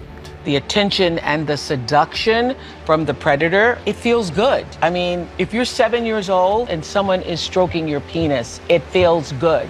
Even though you don't have a name for what that is, it feels good. And I have said for years, if the abuser is any good, you won't even know it's happened. You will be in it and you won't even know it's happened. And if the abuser is any good, he or she is going to make you feel like you're a part of it. And John of God wasn't even the only dangerous franchise Oprah helped build. Dr. Phil was a trial consultant, someone who helped people win high-stakes legal battles. He also worked on jury selection, analyzing jurors' behaviors so lawyers could decide who to keep and who to remove. Oprah brought him onto her show, where he quickly became a regular, and that made perfect sense, not because he was a good therapist, but because he was the perfect brand extension. Oprah had already built a format around emotional confession, family conflict, trauma, and personal accountability. Dr. Phil added the appearance of professional authority. Positioned as a trained psychologist, he gave Oprah's worldview a veneer of expertise, and it made the show feel less like messy, highly personal television and more like guidance. The advice they gave often included sending struggling teenagers to residential treatment programs like Turnabout Ranch, a Utah facility marketed as rehabilitation but surrounded for years by allegations of abuse, including sexual, physical, and psychological harm. In a lawsuit, a former Dr. Phil guest alleged she was sexually assaulted by a staff member at 17. She further claimed that after reporting the incident, she was punished rather than protected, and when she returned to the ranch, she was forced to work in freezing conditions and made to sleep on a wooden plank and subjected to additional degrading treatment. Needed help are now suing the Utah teen treatment centers that they were sent to, claiming that they faced isolation, humiliation, and abuse. A lot of trauma, including previous assaults, various forms of self-harm. You're actually just isolated in a room. That's the big thing, was isolation. Publicly humiliated in front of the group by the therapist. And they would all just shame me. In the lawsuit, she claims she was 17 when an employee took advantage of that isolation to groom her for sexual encounters. They would encourage the girls to literally bully me and just tell me about how horrible I am. The lawsuit says Vista therapists shamed victims of sexual assault and forced them to talk about the specifics in group sessions. Perhaps the most high-profile teenager sent there was Daniela Brigoli, who later described the place in brutal terms. They just take them, they handcuff them, they put them in the car. It's basically like kidnapping. So for the first 3 days you're there, is no showering. They put you in a circle, which is it's a teepee. It's a little teepee, but it's open. And you have to sit there for 3 days. They wouldn't let me lay down for nothing. Like, I was falling asleep and they were like, get up, get up. This place is all about taking away privileges. Like, okay, yeah, the phone is a privilege, TV, like all that. But they take away like necessity privileges, like sleeping on a bed, eating good food, not being cold. Oprah's production company created Dr. Phil. It funded his show and profited from it. And when that show sent children into facilities where they were allegedly abused, she was insulated because Dr. Phil was his own name, his own show, and it was his own problem. This is the model that modern celebrity empires run on. The name at the top gets the goodwill, but the structures underneath absorb the damage. Oprah would repeatedly descend on a cause, make a grand gesture, and let the cameras capture every moment before moving on to the next project. This was exactly what happened in 2007 when Oprah opened the Oprah Winfrey Leadership Academy for Girls in South Africa. She poured $40 million into the campus for 152 disadvantaged girls. She hand-selected them herself and put on a huge launch party attended by top-ranking celebrities. On the face of it, supporting girls from poor backgrounds with education appears to be a good thing, but it came to light that the school contained a beauty salon, a yoga studio, 2 theaters, and luxury dormitories.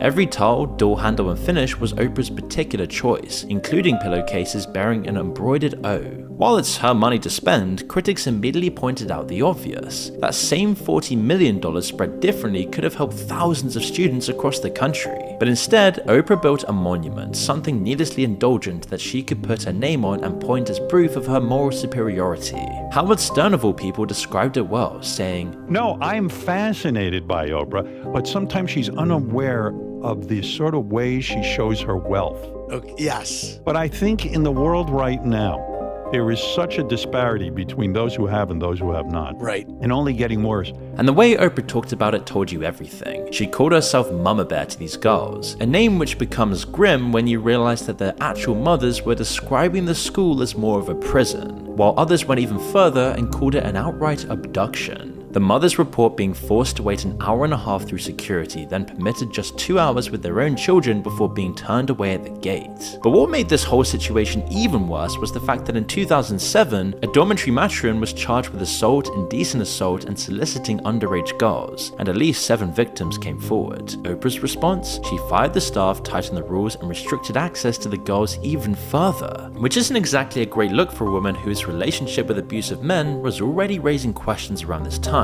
because Oprah's connection to Harvey Weinstein has never been fully explained. For years, they were visibly close, photographed together at events, linked professionally through his distribution of The Butler, and seen socializing within the same elite circles. And when the allegations broke, one of Weinstein's accusers, a British actress named Caddy Noble, described how seeing Oprah with Weinstein at a BAFTA after party had made her trust him. She later alleged that Weinstein used promises of career advancement to lure her to his hotel room in Cannes, where he sexually assaulted her. After more than 60 women came forward, Oprah called out his behavior, but she was notoriously slow in doing so. She also used language designed to move the conversation away from Weinstein himself, saying, "If we make this just about Harvey Weinstein, then we will have lost this moment." According to TMZ, Weinstein told his team that Oprah had called to offer support after the allegations broke. Oprah's spokesperson denied she had contacted him directly, but acknowledged she would have been open to interviewing him. Seal was one of the very few to break ranks on Oprah's relationship with Weinstein, posting a photo of her kissing Harvey Weinstein's cheek with the caption, "When you have been part of the problem for decades, but suddenly they all think you are the solution." But he then walked it back days later, clarifying he had enormous respect for Oprah and that the post was about Hollywood's hypocrisy and not her specifically. But it turned out not to be an isolated case, as behind the scenes something else was emerging, an even more damaging pattern of behavior around a different powerful man. In 2019, Oprah signed on as an executive producer of a documentary called On the Record, a film centered on the sexual assault allegations against hip-hop mogul Russell Simons. It featured interviews with several of the more than 20 women who had accused him. It was set to premiere at Sundance and stream on Apple TV Plus as part of Oprah's content deal. But just days before the premiere, Oprah abruptly pulled out. She cited creative differences and claimed there were inconsistencies in some of the women's stories. Her withdrawal also killed the Apple TV Plus distribution deal, leaving the filmmakers scrambling for a new platform. Three of Simons' accusers then appeared on CBS This Morning in the aftermath, and the segment was introduced by Oprah's close friend Gayle King, who suggested the allegations needed to be put in the context of the times, which seemed to be the antithesis of Oprah's own principles. Nothing can be further from the case. She was very upset with She thought that the documentary needed to breathe a little more. She thought it was important that it be put in context for the times. Because, these allegations were many years ago, and now we're here in 2020. Put it in context of the times of what was going on there. One of the accusers, Alexia Norton-Jones, said she was in shock and felt that Oprah had built her brand on her story of being abused and yet abandoned them at the moment it mattered most. Rose McGowan, one of the most outspoken voices around Hollywood abuse, put it in the bluntest possible terms, as she wrote, "I'm glad more are seeing the ugly truth of Oprah. I wish she were real, but she isn't. From being pals with Weinstein to abandoning and destroying Russell Simons' victims, she is about supporting a sick power structure for personal gain. She is as fake as they come." In other words, Oprah mastered the ability to make power feel kind, mastering the performance of care while using it to protect power. All of this behavior leaves you questioning how Oprah was ever considered trustworthy in the first place, especially as a huge part of her image was her backstory. She presented herself as a poor girl from rural Mississippi, a child so deprived she claimed cockroaches were her pets. No nice clothes, no comfort, no stability. That story allowed her audience to see themselves in her. They believed her story was their story, and unlike the polished presenters of the time, it made Oprah feel authentic, self-made. But her family tells a very different story. They actually describe Oprah as having a spoiled, comfortable childhood. After a controversial biography written about Oprah, her cousin even claims to have confronted her about these lies, with Oprah reportedly replying, "That's what people want to hear. The truth is boring." That single line reveals the moment a person made a conscious decision to become a product. Her cousin said, quote, "No one in the family believes her stories, but now that she's so rich and powerful, everyone is afraid to contradict her." Vernon Winfrey, a stepfather who reportedly helped raise Oprah, is quoted as saying, "She may be admired by the world, but I know the truth." And so this is what made what happened in Maui so damning. Because for the first time, both sides of the Oprah duality were exposed in the same event, the person and the business standing in the same frame, impossible to separate. But to understand why this controversy landed so badly, you first have to understand the damage Oprah had already done to Native Hawaiian families long before the disaster struck. It started, as these things so often do with Oprah, with a story designed to make her look amazing in every sense of the word. Her personal trainer had spotted a beautiful stretch of land on Maui and feared a developer would snap it up and ruin it. So Oprah bought it herself, presenting it not as a personal acquisition, but as an act of protection. But then she bought more and more until quietly over the course of years, Oprah Winfrey had amassed more than 1,000 acres in one of the most land-scarce communities in the United States. It was bought up privately, fenced off, and sealed off from the community it was taken from, serving no purpose beyond expanding the private empire of a billionaire. And as her land acquisitions grew, the consequences rippled outward in ways that were hard to ignore. Housing costs soared beyond what many local families could even afford. Native Hawaiians whose families had lived on that land for generations were priced out of it entirely. Money flowed into private estates, while the wider community was left with failing roads, stretched utilities, and weaker public infrastructure. And slowly, without one single dramatic moment, a place that once belonged to its people became part of Oprah's portfolio. And this is what made what happened next so damning. On August 8th of 2023, wildfires tore through Maui. More than 2,200 buildings were destroyed, over 100 people were killed, and it became the deadliest wildfire in the United States in more than a century. In the weeks that followed, Oprah and Dwayne Johnson stepped in front of cameras to announce the People's Fund of Maui. They each pledged $5 million and then asked the American public to donate alongside them. A gesture that does sound generous until you do the maths. At the time, Oprah's net worth was over $2.5 billion. So, while $5 million sounds like a lot, in reality it was less than 0.2% of her wealth. And this image of two billionaires giving what was essentially pocket change, then asking hardworking, struggling Americans to cover the rest, left a sour taste in many people's mouths. But what made people much angrier was the way Oprah structured the fund. Donations didn't go directly to the victims themselves. Instead, they were funneled through the Entertainment Industry Foundation, an organization that helps celebrities turn charity into good press. Meaning part of every dollar donated was not just going towards relief, but towards the machinery that helps protect the image of elites like Oprah. Moreover, for the few victims who did receive the money from the fund, they were given nowhere near enough to actually rebuild their lives. That's because, due in part to people like Oprah driving up prices for locals, Maui has become one of the most expensive places to live in the United States. The fund was reportedly able to cover only around a quarter of what survivors needed to survive, let alone rebuild a home, restart a business, or even replace a lifetime of possessions. People were outraged because yet again it was another example of Oprah grabbing the story for herself, while the people she claimed to be helping never got the help they actually needed. Others went even further, pointing out that the wildfires have historically been land grab opportunities for the rich. Once a place is destroyed, property values collapse, and when that happens, wealthy outsiders typically move in to buy the land for a fraction of what it was once worth. For these reasons, many of Oprah's longtime fans have started turning on her, with comments beneath her fundraiser video calling out the blatant hypocrisy. One person wrote, "Let some homeless families stay in one of your mansions you're not using and donate your own cash, Oprah." And Joe Rogan sums it up perfectly here. And she's up there talking about income inequality. Like, hey lady. Yeah, I know. You're rich as we have to remember what this lady has done.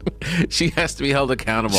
But unlike The Rock, who at least made some semblance of an effort to address this, Oprah refused to take any real accountability for the situation. Instead, she cast herself as the victim, describing the reaction as onslaught of being terrorized and vilified online. Saying the backlash consisted purely of slander and attacks, lies, conspiracy theories. And rather than engage with the actual criticism, Oprah proved the point perfectly. Because this is how billionaires so often process public anger, not as a moment to stop and think, but as people beneath them lashing out. When she brushed off the backlash, she wasn't reflecting on why so many ordinary people felt uncomfortable watching two billionaires ask the public for money. She was showing you in her own words that she saw that backlash not as something worth listening to, but as an attack from people she does not truly see as equal to her. When ordinary people criticize the image of a billionaire asking hard-working people for money, Oprah didn't hear a moral objection, she heard hate. Ultimately, there's a long-standing pattern here that has become obvious. The sheer number of scandals, predators, frauds, and grotesque misjudgments around her is striking. Her career sends a message that in Hollywood, almost anything can be absorbed, softened, and survived, so long as you have enough fame and influence to rise above it. According to her family and other celebrities she's worked with, the persona she built her empire on is just complete fiction.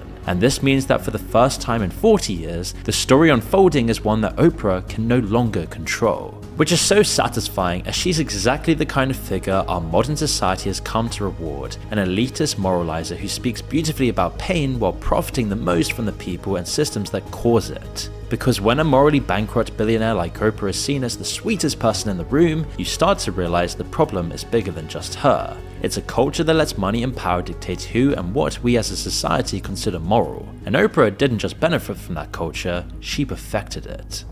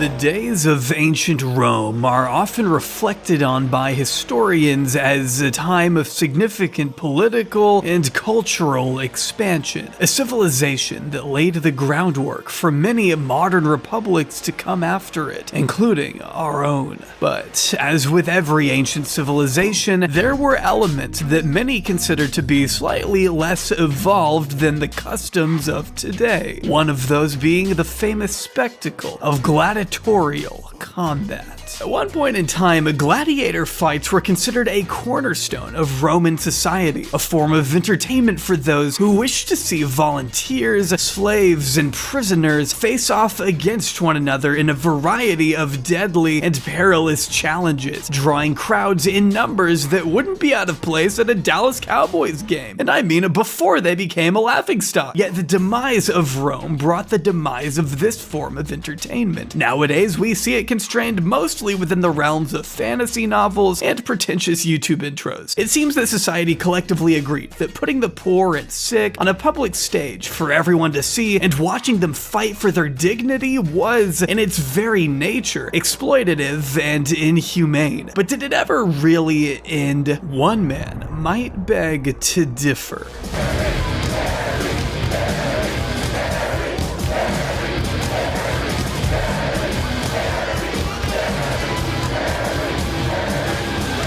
This is the Jerry Springer Show, and this is Jerry Springer. On the 27th of April, 2023, he passed away at the age of 79. His death was met with reactions that reflected the complex nature of his legacy and the TV format he had long pioneered. But was this always going to be Jerry's legacy, or could his story have been vastly different to the one we know today? I intend to find out.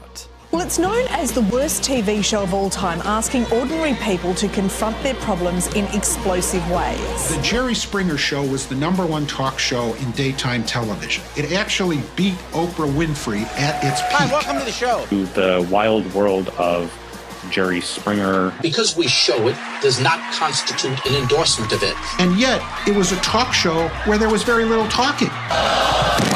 Outrageous knockdown, drag-out brawl. Television does not and must not create values. It's merely a picture of all that's out there, the good, the bad, the ugly. Where does it all come from? Does this put the marriage in jeopardy? You gonna give me my visitation shirts and my dog back, or what? After the show, I got to thinking, why are these kids filled with hate? The politicians or companies that seek to control what each of us may watch are far greater danger to America and our treasured freedom than any of our guests ever could or will be.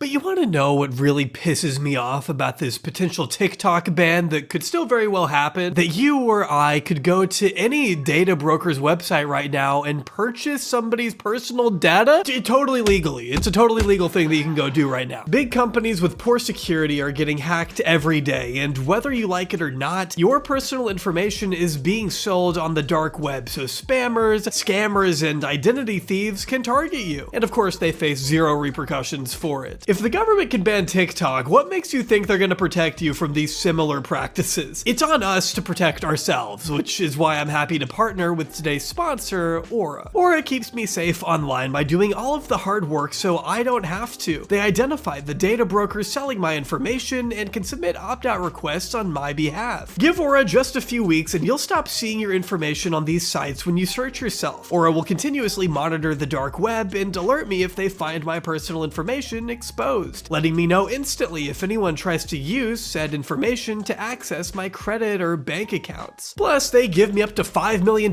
in identity theft insurance should the worst case scenario happen. Just click the link in the description box below or go to aura.com/jobry and get your first 14 days completely free, which is more than enough time for Aura to find out if any of your personal data has been exposed. Huge thanks again to the wonderful folks over at Aura for keeping us safe, but mostly sponsoring this video. Thanks for doing that. Gerald Norman Springer was born in 1944 at London's Highgate Station. His parents were Jewish refugees fleeing Nazi Germany, and 5 years later, his family would move to New York, where he would spend most of his childhood. From a young age, Springer seemed to take an interest in politics and law, pursuing both in the education system and taking up a position as a political aide to Robert F. Kennedy, the original Robert F. Kennedy, shortly before he was assassinated. In spite of his boss's untimely death, Springer remained active in local politics while also working at a law firm. In 1970, during a stint of the Ohio Youth Corps at the age of 26, he testified in front of the U.S. Senate on lowering the voting age. My name's Jerry Springer, and I'm currently serving in the United States Army Reserve at Fort Knox, Kentucky. This past year, I served as chairman of the Cincinnati Committee to lower the voting age to 19. And despite the fact that the issue lost very narrowly in Ohio by somewhat less than 1% of the vote, we did manage to win in Hamilton County by over 10,000 votes. And I got to know, for over 3 months, many of the young people in that community become quite concerned about the issue. This was the same year he also ran for Congress on a defiantly anti-war Democratic platform. He lost, but a year later, he would be elected to the Cincinnati City Council. This launched his career in politics. In fact, he quickly became well known amongst the electorate for his strong left-wing positions on abolishing the military draft, improving female representation in workplaces, advocating nuclear disarmament, focusing on rehabilitative justice, and emphasizing environmental protection. He endorsed left-wing candidate George McGovern during the primaries for the 1972 election and ascended the ranks quickly of the city council to vice mayor, with his own mayoralty set for 1975. And this time, he also became popular amongst voters for his unique political flair, partaking in various stunts, even being nominated for a local nightclub's Dad of the Year award, despite not being a father at the time. However, Springer's budding journey into politics came to a screeching halt in 1974 when he resigned for what was called at the time family reasons. But the real reason came to light shortly after, when a police raid of a bar in northern Kentucky revealed that Springer had paid a prostitute to have sex with him. The most incriminating evidence being he paid by check. It is my fondest wish to re-enter public life, but I believe it in the best interest of this community that I resign until such time that the air has been cleared. Springer voluntarily resigned his post from the council, but was re-elected the following year on the back of his popularity with the general public and an ad campaign that addressed the scandal head-on. It also helped that this was in the aftermath of a little impropriety called Watergate, so it wasn't like his opponents could really accuse him of anything worse than what old Tricky Dick had gotten up to. In 1977, Springer was selected for mayor, a role in which he served for 1 year.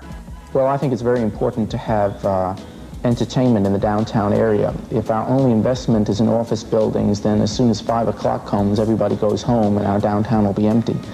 So the idea is to give people reasons to come on downtown. During his tenure, he played a major role in Cincinnati's cultural renaissance, spearheading projects which sought to renovate the city's downtown area through the securing of urban development grants and overseeing various enrichment programs, such as a summer basketball league and Cincinnati's first ever rock concert, which was headlined by the Eagles. It was clear that Springer enjoyed the influence that such a position gave him, but he didn't like that it only lasted a year, which left many of his economic projects in limbo. In the time following his tenure, he continued to play the part of an eccentric lawmaker, fighting policy with the same enthusiasm he fought Victor the Wrestling Bear. But Mr. Gerald Springer's nagging desire to become a more influential figure in American politics never subsided. And with the 1982 gubernatorial election right around the corner and a healthy amount of time since his little bar trip, he figured, why not give it a shot? Politicians spend a lot of time talking about and even chasing after German and Japanese companies. Sure, we need more industry, and I hope some of them will come. But what about our own businesses? This wasn't the first time Springer had considered running for governor. After all, he had been tipped for lieutenant governor in 1978 and had also been looking at a congressional run. By now, it was apparent that the man was only really interested in running the show, and throughout the approach to the Democratic primaries, he ran a flurry of ads, selling himself as the Ohio populist who would support the people of his state above any corporate or political interests. He wanted people to know that he was a tireless fighter who would always speak truth to power, even releasing ads addressing his own scandals, using it as a testament to his transparency. Some 9 years ago, I spent time with a woman I shouldn't have, and I paid her with a check. I wish I hadn't done that, and the truth is, I wish no one would ever know. But in the rough world of politics, opponents are not about to let personal embarrassments lay to rest. Perhaps like you, I'm not sure what any of this has to do with being governor, but maybe my talking to you about this makes a point. Ohio is in a world of hurt. The next governor is going to have to take some heavy risks and face some hard truths. I'm prepared to do that. This commercial should be proof. I'm not afraid, even of the truth. And even if it hurts. It was undeniable that Springer's style of politics won him a lot of favor with the electorate. Only the scope of the task at hand ultimately proved too much for Springer. Although he had won the counties surrounding Cincinnati convincingly, he fell behind throughout the rest of the state to his opponents, who had both held office before. Basically, not enough people knew the name Jerry Springer, so he set out to change that. Throughout his time in politics, Springer had built up a reputation as a media-savvy communicator, and after the disappointment of 1982, he decided that his talents would be put to better use in front of the camera. In November of the same year, Springer took a job at Cincinnati's Channel 5 as a political commentator. As a kid, did you ever, and you were watching the conventions, did you ever think there'd come a time when you would stand before the American people and say, Ohio cast its vote? No. What were you thinking about as a kid? I was thinking that maybe you could do it. His big break wouldn't come until 1984. When Channel 5's ratings hit a rough patch, the former mayor was brought on as an anchor to provide a more charged look at the news, with the hope that it would pull the station out of its slump. The choice was met with skepticism from those who thought his energy would be antithetical to that which is expected of newsreaders. An article in the Cincinnati Post that year compared the task to treading water. Yet less than 5 years later, Channel 5's nightly news would top the local TV ratings, with much of the credit being handed to its leading anchorman, Jerry Springer. Have you heard what Jerry Springer's been saying? About the home state crisis. It's enough to make any politician start thinking about life in the private sector. On Cincinnati's residency law. It's what an employee does while on the job that counts, not where he happens to bed down with his family at night. On school prayer. Well, it just doesn't matter. Those who want to pray will, those who don't, won't. Jerry Springer's commentary on News 5 at 11. People make the difference. Reports often noted how Springer tore up the formula for a traditional news anchor, the one that was objective and didn't allow personal sentiments to cloud how the information they were dealing with was being delivered. Springer would regularly make asides between stories, but most notably, his style of presentation was underscored by a closing monologue, one that allowed him to showcase an unfiltered perspective that was quintessentially his and provide his personal insight on the day's affairs. Now, this approach to news wasn't uncontentious, and Channel 5, the organization, often made the local newspaper as much as the local news did. But Channel 5 did succeed in driving up ratings and proliferating the hosts as much as it did the stories it reported on, with Springer racking up multiple regional Emmy Awards, firmly establishing himself as a force to be reckoned with. Indeed, after conflicting testimony as to whether or not he gave permission to sell arms to Iran in exchange for hostages, President Reagan now says he doesn't remember. Well, assuming he's telling the truth, that's no laughing matter.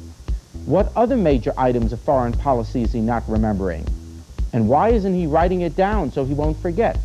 And what else is his staff keeping from him?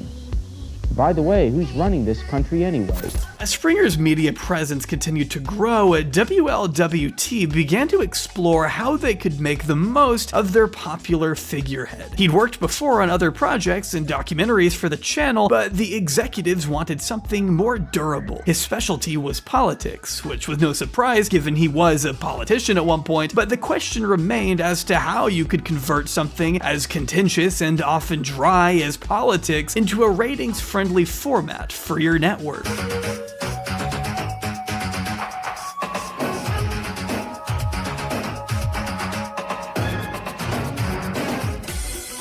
She's smart. She's rich. She's unforgettable. Oprah always knew that she was destined for bigger and better.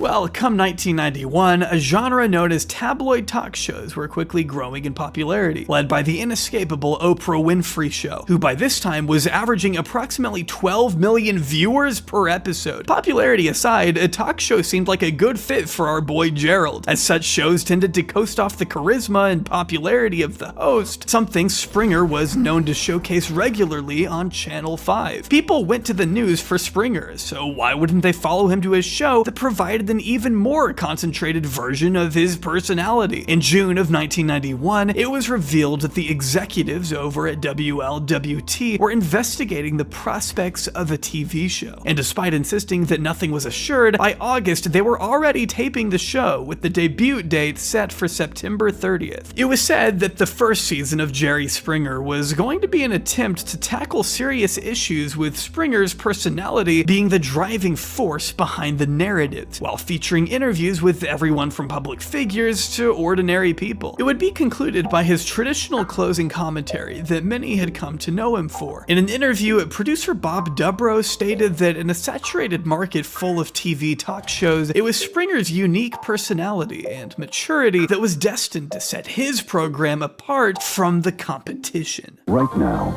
it's time for a new kind of talk. You know, I love it when the audience starts out with one point of view, and then by the end of the show, they totally change their minds. Right now, the talk you want is here. If I'm going to ask people to bare their souls, I've got to bare mine, and I will, on every show. Right now, you've got a real choice in talk. Real talk, straight from the heart.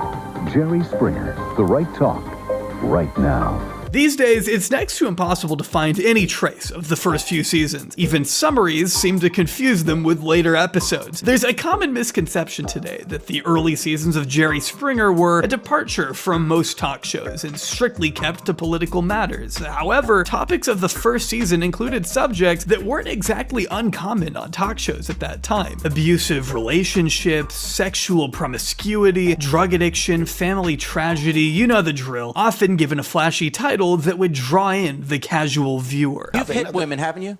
You hit your women, don't you? Only to shock them back to reality. You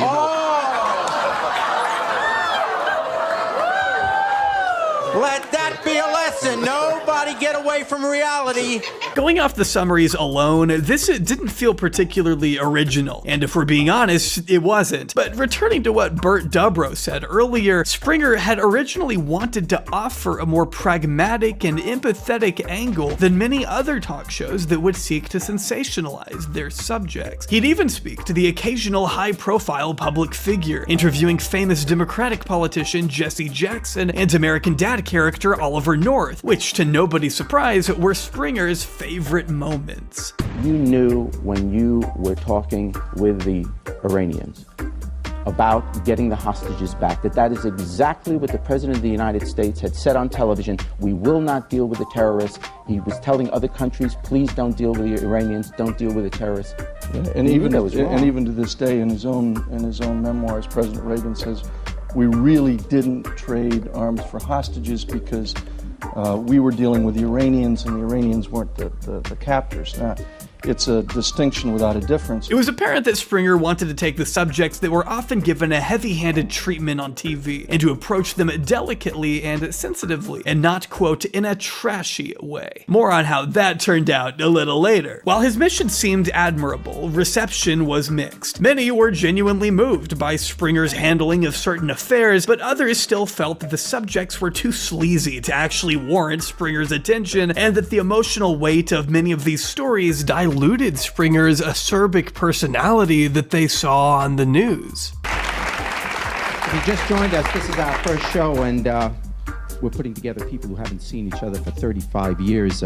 In Cincinnati, Springer debuted to some of the highest ratings ever seen by a local network. However, this gradually declined over the season, and in other cities where producers were testing the water, the reception seemed even cooler. Even in another Ohio city, Cleveland, the response from audiences was far from overwhelming. This wasn't exactly a surprise for a TV show debuting with a host who was an unknown to practically all of the country, but Jerry Springer couldn't afford to remain an unknown.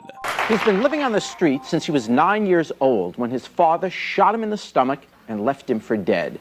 On the streets of Hollywood, he's known as Tweaky Dave.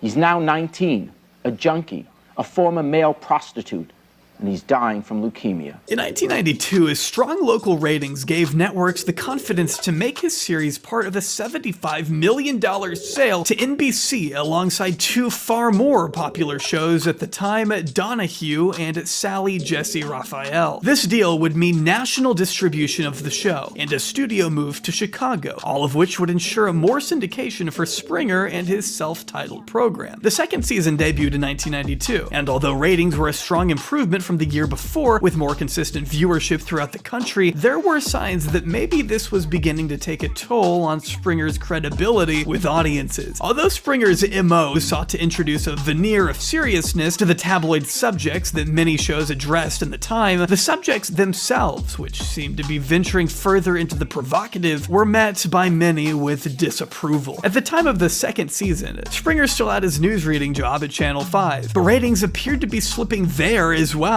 with some theorizing that his association with the talk show industry were interfering with people's ability to take him seriously as a news anchor. And in January of the following year, he finally stood down from his role at WLWT to focus solely on the Jerry Springer Show. We are back with grown-ups who like to act like babies, wear diapers, drink out of milk bottles. He still defended the presentation of his talk show, stating that a majority of the episodes weren't actually remotely sleazy and that it was just TV clickbait in an attempt to lure viewership. It's hard to say how accurate this was, because reception was still mixed, and although many were quick to highlight Springer's more placid personality, some felt that it mostly took a back seat to the antics on the show. Springer, whose personality could at one point light up Cincinnati, now often felt part of the scenery in his own show. The only standout element was the closing monologue, which many would not have been around to see if they'd already switched off. And switching off, they apparently were. You're up on stage. What do you do on stage that gets I might go out and kick somebody in the head. I might grab a girl and force her to perform oral sex with me. I've had sex on stage with men, women, and animals, and everything in between. See, the thing of it is, in rock and roll, there can be no limits or no laws, because when you start drawing laws and limits, then you might as well not even call it rock and roll anymore. You might as well sell out to the corporate government like it's already done. It's not rock and roll. There's nothing to do with rock and roll. On the surface, ratings of the Jerry Springer Show didn't draw too much attention from a world already inundated by talk shows. However, there were murmurings behind the scenes as to whether Springer's show could survive another year. At the start of 1994, in an article written in the Chillicothe Gazette, it was revealed that Springer was expecting to leave behind the tabloid topics entirely and focus instead on the real issues that were currently plaguing America, stating that, quote, "When we've done the hard issues, that's when ratings jump." As mentioned earlier, the commonly held belief that Jerry Springer's show started with sole focus on strictly political matters was not true. In many ways, Springer was covering topics that wouldn't have set him apart from much of the crowd. It was only his approach that did, and even that didn't feel personal enough to win over a lot of audiences. However, with the desire to change up the content, it seemed that Springer was finally going to embrace his political roots once more, and was finally going to use the show to make a positive change in the world, one that would allow him to embrace who he felt he truly was. But things didn't exactly pan out that way. But before we talk to Mark, let's meet his wife.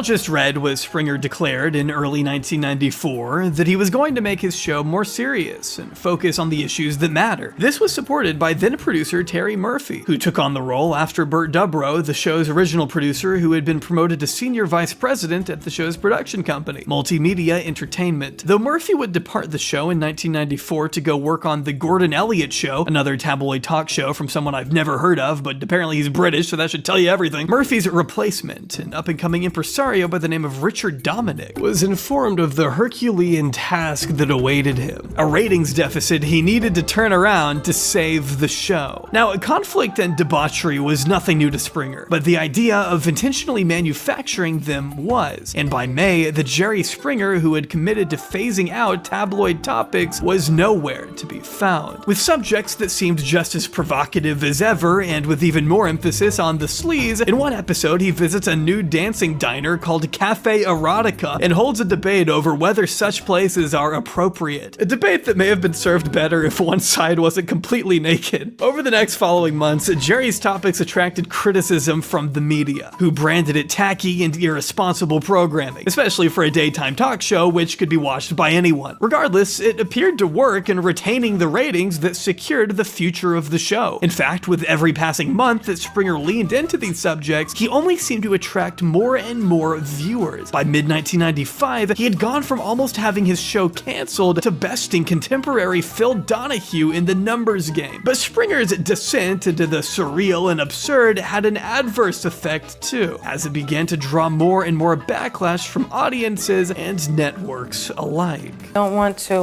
work on the streets. I want a place of my own. I want things of my own. And, you know, I just want to leave peacefully. I hope that we can, you know...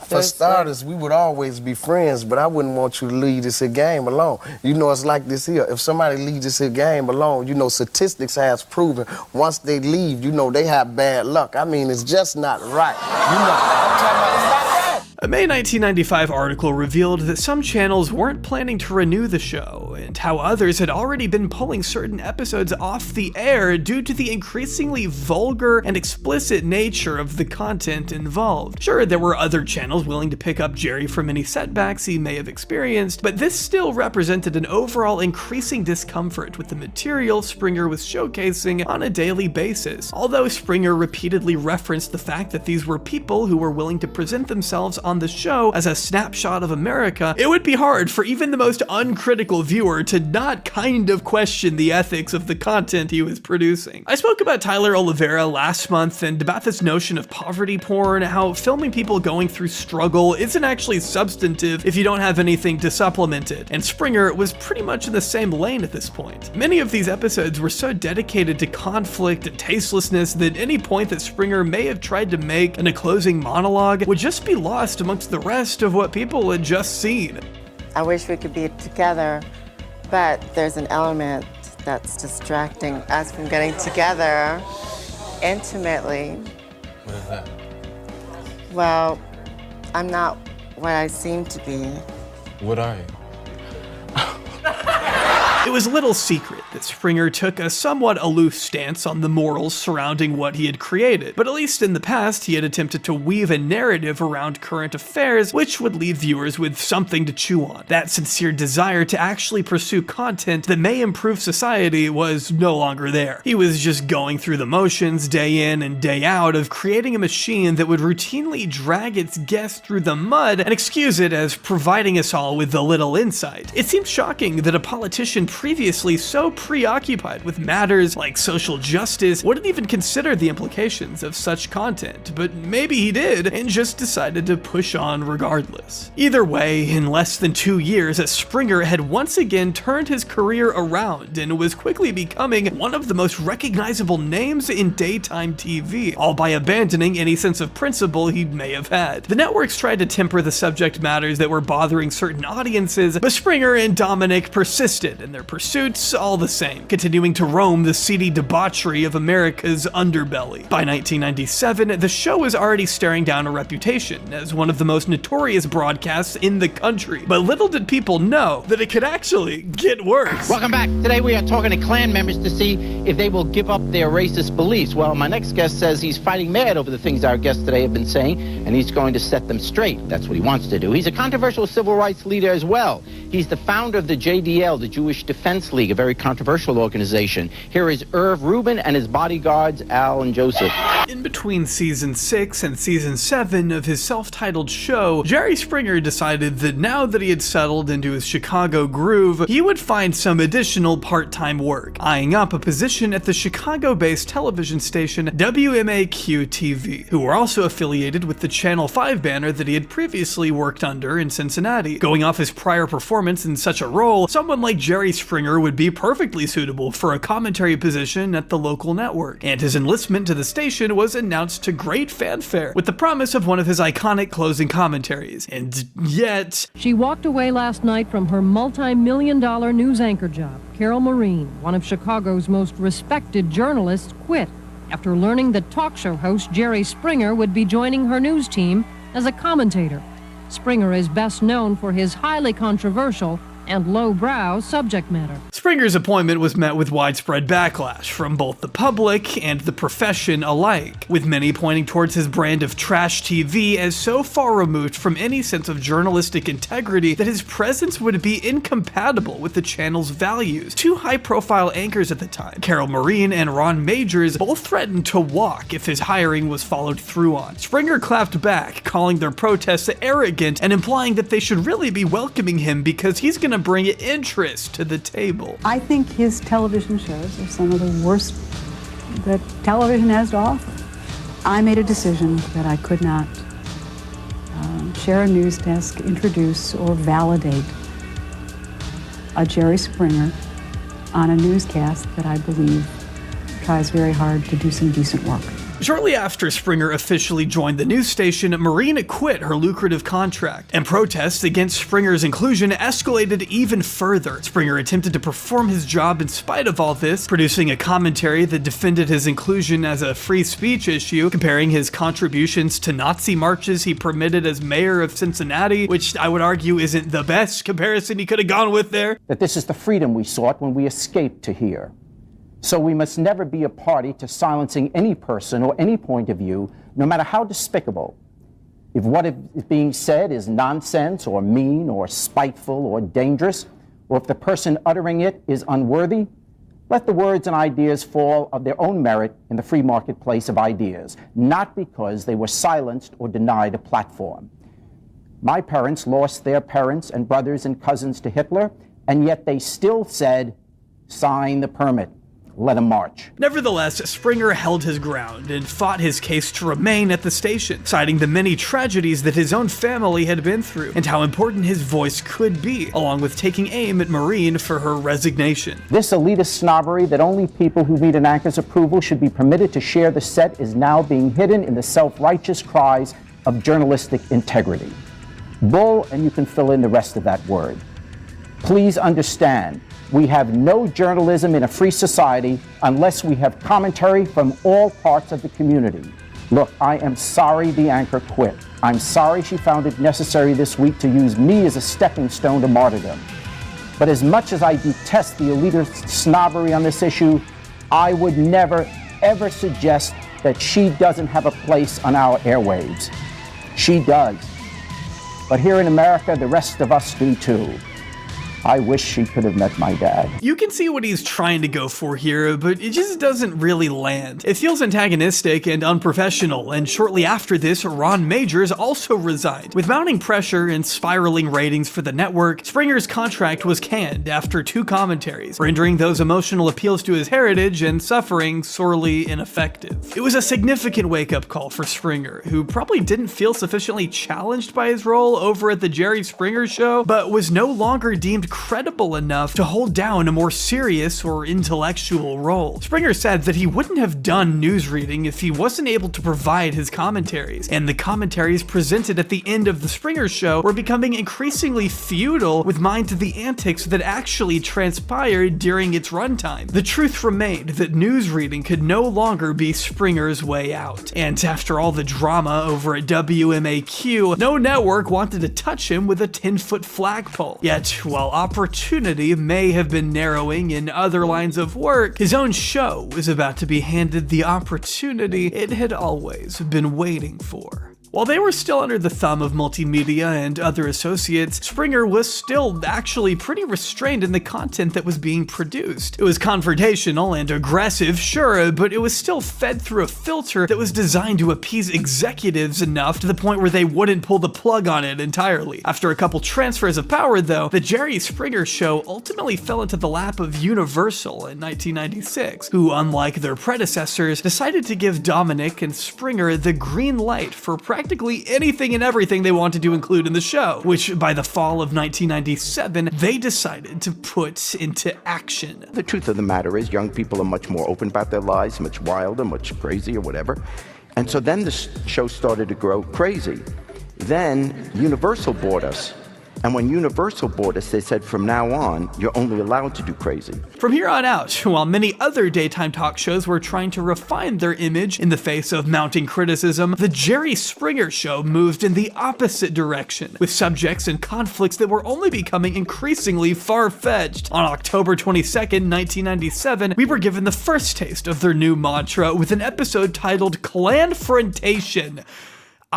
What else can I really say to that? This broadcast squared off the Ku Klux Klan with the Jewish Defense League, who, if you can believe it, didn't see eye to eye on most issues, descending into unadulterated violence almost immediately.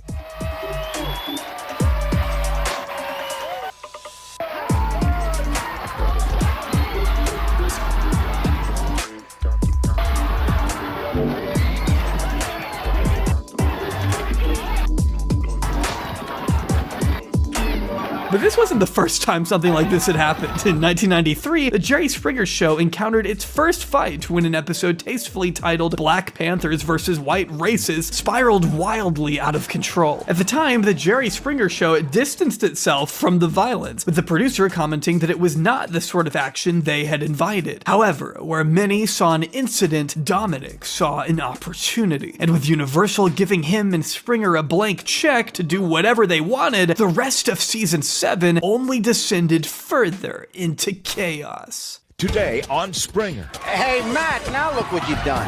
Candace and Nikki used to be friends. You ain't no kind of woman if you mess with my man. A jilted girlfriend fights back. Plus, Moon revealed the truth to her 2 boyfriends. But she's not through yet. Moon, there's something you want to tell both of them? Okay, guys. Cheaters come clean and things get messy. It's been a year. I'm ready to confront her.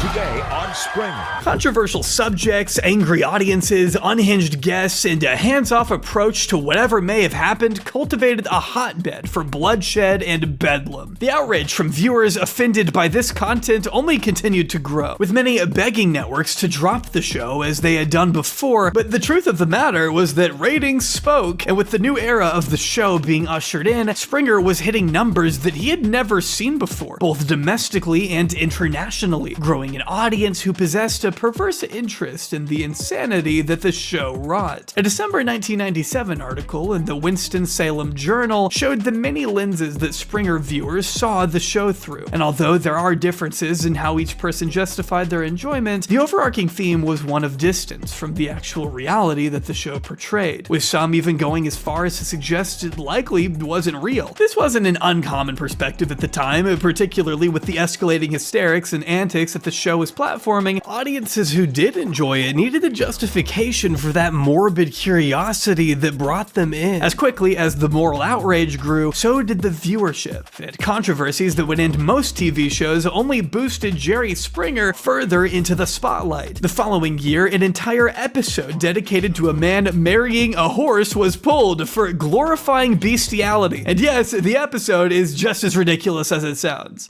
I happened to be brushing down at her tail end, and she lifted her tail up, and...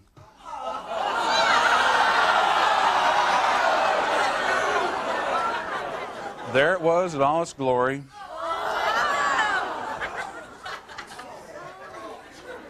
To be fair, I don't think this is the sort of content that would inspire someone to go out to the zoo and find their own personal soulmate, but it definitely highlighted America's obsession with creating their own human zoos and circuses, with Springer as their ringmaster. With Universal's oversight, the Jerry Springer Show indulged in everything that they were told to tone down before, and they were experiencing unforeseen success thanks to it, even as Jerry Springer bled credibility among the same circles he once used to fraternize with, something that may have once given him reason to pause. He doubled down on the trash TV that had given him this reputation in the first place, and he was pulling the rest of America down with him. However, there were reasons why they may have been told to take it down a notch in the past. The release of one constraint might draw another if you're not careful, and that was something Springer likely knew more than anyone else.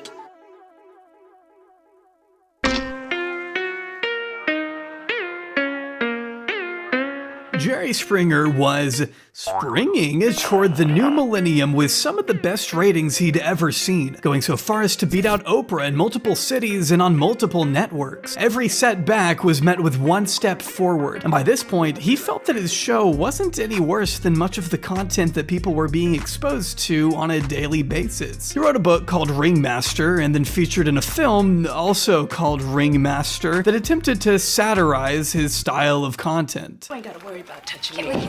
On my man. No, don't touch my man!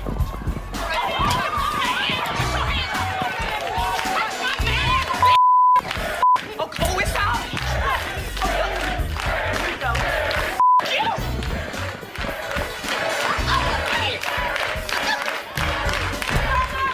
I don't need to watch it to tell you it looks like a bad film, likely because you can't satirize something that already feels like satire. I hope Gerald collected that paycheck though, acquire the bag, my goat. Nevertheless, his attitude and responses were not enough for some. And with TV at the center of America's cultural discussion, Springer seemed to be a toxic beating heart. In March of 1998, the CEO of Canadian company Seagram, you know, the ones who make the ginger ale, was given the rather unappealing Silver Sewer Award from high-profile Senator Joe Lieberman, crediting the company's support of Jerry Springer contributing to, quote, the anything goes mentality that is permeating our culture and eviscerating our morality. A group of critics, led by Senator Joseph Lieberman and former Education Secretary William Bennett, launched a media campaign against Jerry and his brand of trash TV.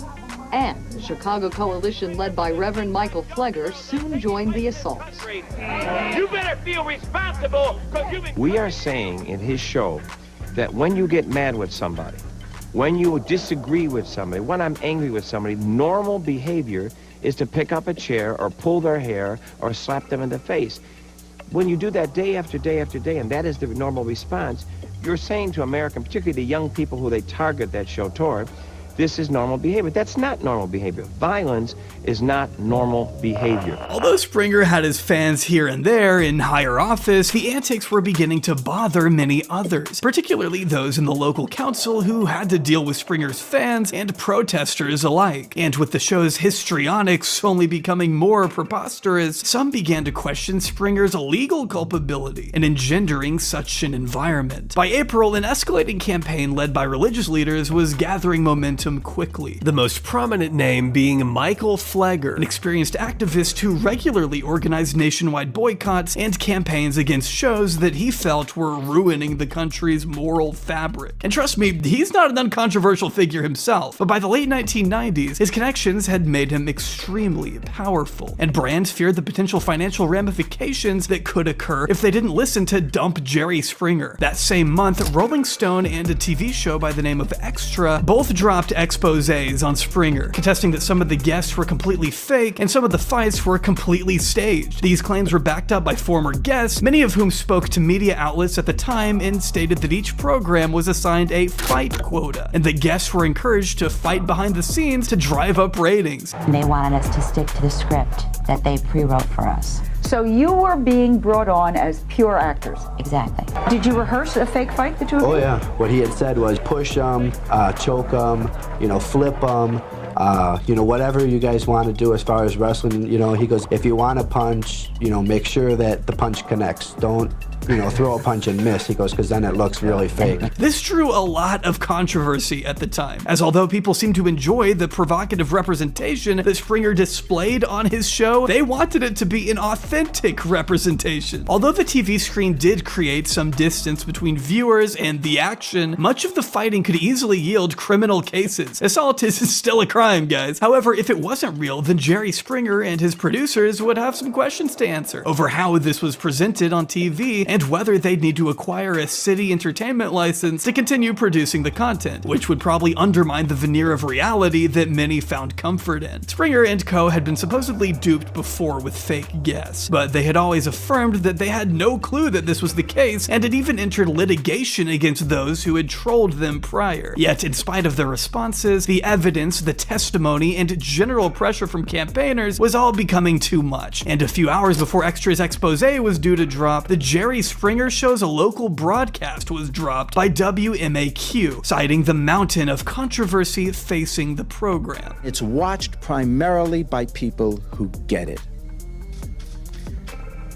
I find it very hard to believe that there is any significant number of human beings on this planet that watch our show and take it seriously. Although Springer was quickly picked back up by a competing network, part of the deal to appease the mob was to commit to less on-screen violence, which was a message that Springer's studio was quick to share. Although this was met with disappointment from some fans who questioned whether it'd even be worth watching. Other viewers hoped that it was just a ruse to take the activists off their backs. After all, it wasn't like they were committing to less nudity, or less swearing, or less anything else at that. Many hoped that this was still going to be the same trash that they always knew, and to be honest, they weren't entirely wrong. Around the same time, Springer released a statement expressing shock at why anyone involved with the production of his show would ever say that he had no intention to cease the on-air violence. And not too long after, it was revealed that actually Universal were still going to allow Springer to do fights as long as they were toned down. Springer was looking for the sort of highbrow, tasteful fights that you'd watch with a glass of wine and a charcuterie platter, of course. But I think you could guess what happened next. Let's hear what she has to say. Here is your former best friend, Kim.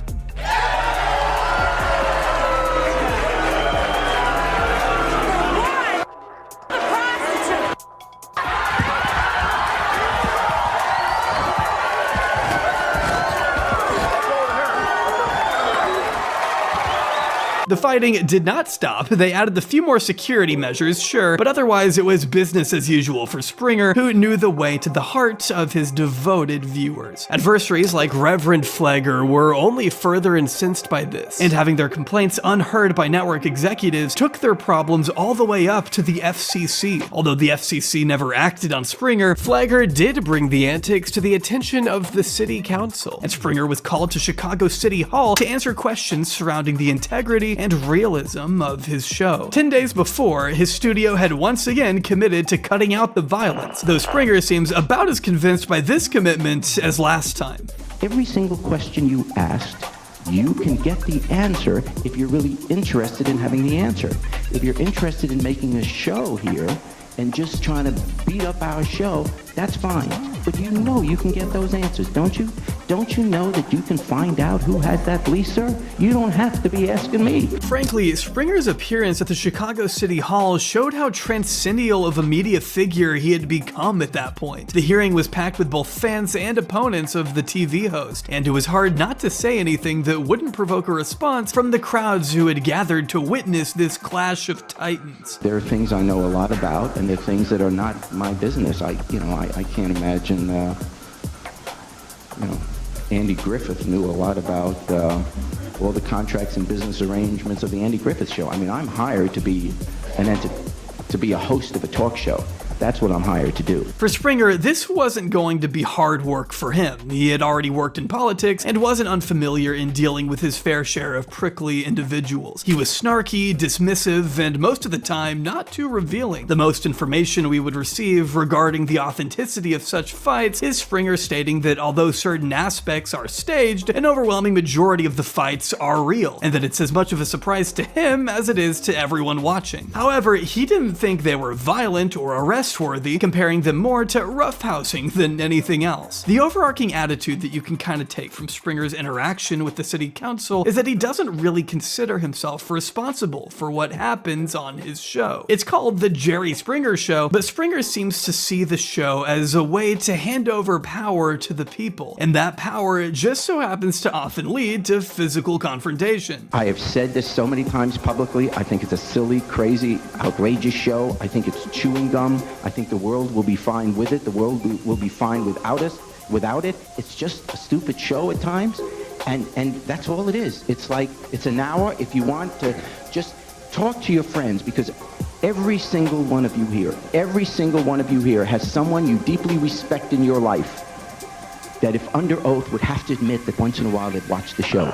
Although his appearance was well received by fans and didn't lead to any immediate outcome, the Chicago City Council hearing definitely marked a turning point in how much liberty Springer would be granted on his show going forward. And with the show's commitment to tone down the violence, there was a sense that this might be the end of Springer's golden age. To him, this was anything but fair. Springer doesn't consider himself to be an inflammatory figure. These people request to be on TV, the audience chooses to turn up to the studio, the subjects are whatever matters to them. Springer just asks a few questions and delivers a little monologue at the end of the show. That's not a crime, is it? It's a don't shoot the messenger narrative that pervades his appearance and continued responses to his numerous critics. Whereas other talk show hosts possess provocative attitudes that may have led to certain controversies, Jerry Springer was a comparably mild individual who just so happened to find himself in the crossfire amongst some of the most aggressively outrageous guests you'd ever seen. But as we headed into the 2000s, this was a defense that would be put to the test with a scandal bigger than anything we've covered so far.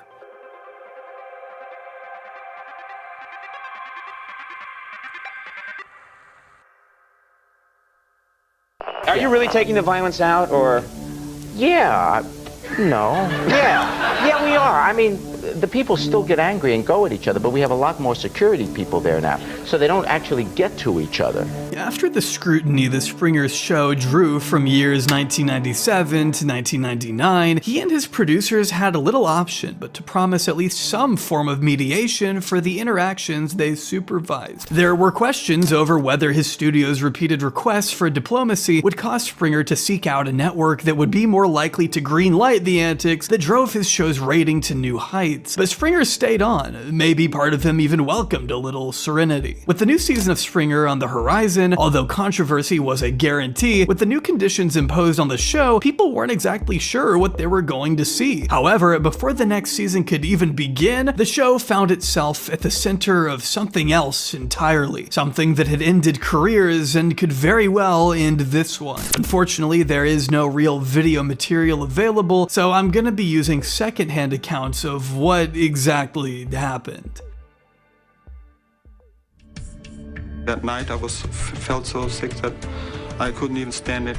I actually committed adultery. This is Ralph J. Panitz, a German painting contractor who, in 1997, married a lady by the name of Nancy Campbell. They had met online, with his username being Plainwell and hers being Cupcake99. However, in a time where the perils of e-dating was not so properly documented, their marriage quickly began to unravel, and in 1999, they divorced after filing multiple restraining orders against each other, often backed up by allegations of domestic violence. This legal exchange continued into 2000, when they decided that the best way to resolve their conflict was to go on the Jerry Springer Show. Ralph informed Nancy that their appearance would be one of reconciliation, and she agreed with the hope that they could finally work through their differences. After all, she still loved him. However, there was one more twist that Nancy was not aware of. Panitz had already secretly remarried a person by the name of Eleanor. This was news to Nancy, and to add insult to injury, Ralph declares on the show that he actually doesn't want Nancy to see him anymore. And to add further insult, this all happened on her birthday. It's hard to say exactly how the show went down, given the fairly vague accounts of it all, but it's reported that Ralph's new wife and the audience alike were particularly hostile to Nancy, who was framed throughout the show as someone who was still obsessed with her ex-husband, despite the fact that material evidence implied that Ralph had behaved far worse. Springer took to delivering the news that Ralph just didn't want to see Nancy anymore, and that she would just have to suck it up, with Nancy storming off the stage. And I mean, based on that account, who can blame her? In spite of the narrative spun on the Jerry Springer episode, reports indicate that actually Ralph was still regularly in contact with Nancy, and was having his own issues with Eleanor, who was also joining the legal love triangle against both other parties. By this point, Ralph had both filed for divorce from Eleanor, but also moved her into the house he had just bought with Nancy, though Nancy would subsequently be granted sole possession of it, filing an injunction against her ex-husband in the days running up to the Springer episode going live. But on the July night that it aired, police officers would find the unresponsive body of Nancy Campbell inside her new home, the Panitzes having disappeared completely. It didn't take long for investigators to piece together a timeline of events, that after losing possession of the house, Ralph and Eleanor had stopped by Nancy's property under the guise of collecting possessions. However, a fight soon broke out, and it was thought that Ralph Panitz had murdered Nancy Campbell. Ralph was arrested and charged, and then 2 years later, he was convicted of second-degree murder. However, the looming presence of the Jerry Springer Show throughout proceedings left questions as to the show's involvement in facilitating an environment that led to the murder. The Jerry Springer Show made a statement shortly after her death, lamenting the tragedy, and experts at the time didn't seem to view Springer as individually culpable for Nancy's death. However, they also didn't exactly sing their praises for Springer's staging and the show's framing of the situation, which was far too generous to someone who had almost certainly used and abused their partner for personal gain, not to mention that he murdered her. When the judge delivered the sentence, she called out Springer and his team for manipulating the guests and humiliating the victim. It showed a face of Springer's show that was seldom given enough attention. The question of how accurate he was in depicting the people at the center of his stories and the implications that carries. More on that later, but in spite of the fact that many believed Springer didn't seem to bear direct responsibility for Nancy Campbell's death, her sons disagreed, and after the conviction of Ralph Panitz, filed a lawsuit against the Jerry Springer Show, stating they had engineered an environment that precipitated the murder that followed a few months after. Nancy's sons accused the producers of encouraging Ralph to lie to his wife to bring her onto the show and neglecting to do any proper background checks that might actually give them context on the nature of their troubled relationship, which would have allowed them to handle the situation in a way that didn't lead to the escalation that followed. It's also worth noting that this was not the first time a case regarding the death of a tabloid talk show guest had gone to court. Just a few months prior, the Jenny Jones Show settled a case for $25 million with the family of Scott Amador, a gay man who was murdered by his friend Jonathan Schmitz after he confessed his love for him on Jones's talk show. Schmitz was noted to be highly mentally unstable and also stated that the show's producers had implied that his secret admirer would be a woman. A jury trial found Jones's show to be liable and awarded Amador's family nearly $30 million. At the time, Jerry Springer and his team denied any involvement in Nancy's murder, emphasizing that it had occurred months after her actual appearance and the relationship between the episode and her death couldn't be established. In fact, Springer's lawyers stated that they would be countersuing for malicious prosecution. The time between the taping and the murder did add a degree of uncertainty not present in prior cases. However, the ace in the hole was the fact that the murder had occurred on the exact day that the episode was airing, and Nancy's sons alleged that paired with the dispossession of the house, this aggravated Ralph to a point where he was capable of committing murder. For a while, it looked like this would be another case that would go to trial. However, in October of 2002, a court of appeals overturned the ruling against Jenny Jones, making a victory for the Campbells look increasingly unlikely, and in January of the following year, the case was dropped entirely. Springer and team were let off the hook, and Springer's lawyers announced they would also refrain from countersuing, which was just so nice of them. Here is your mom, Sheila.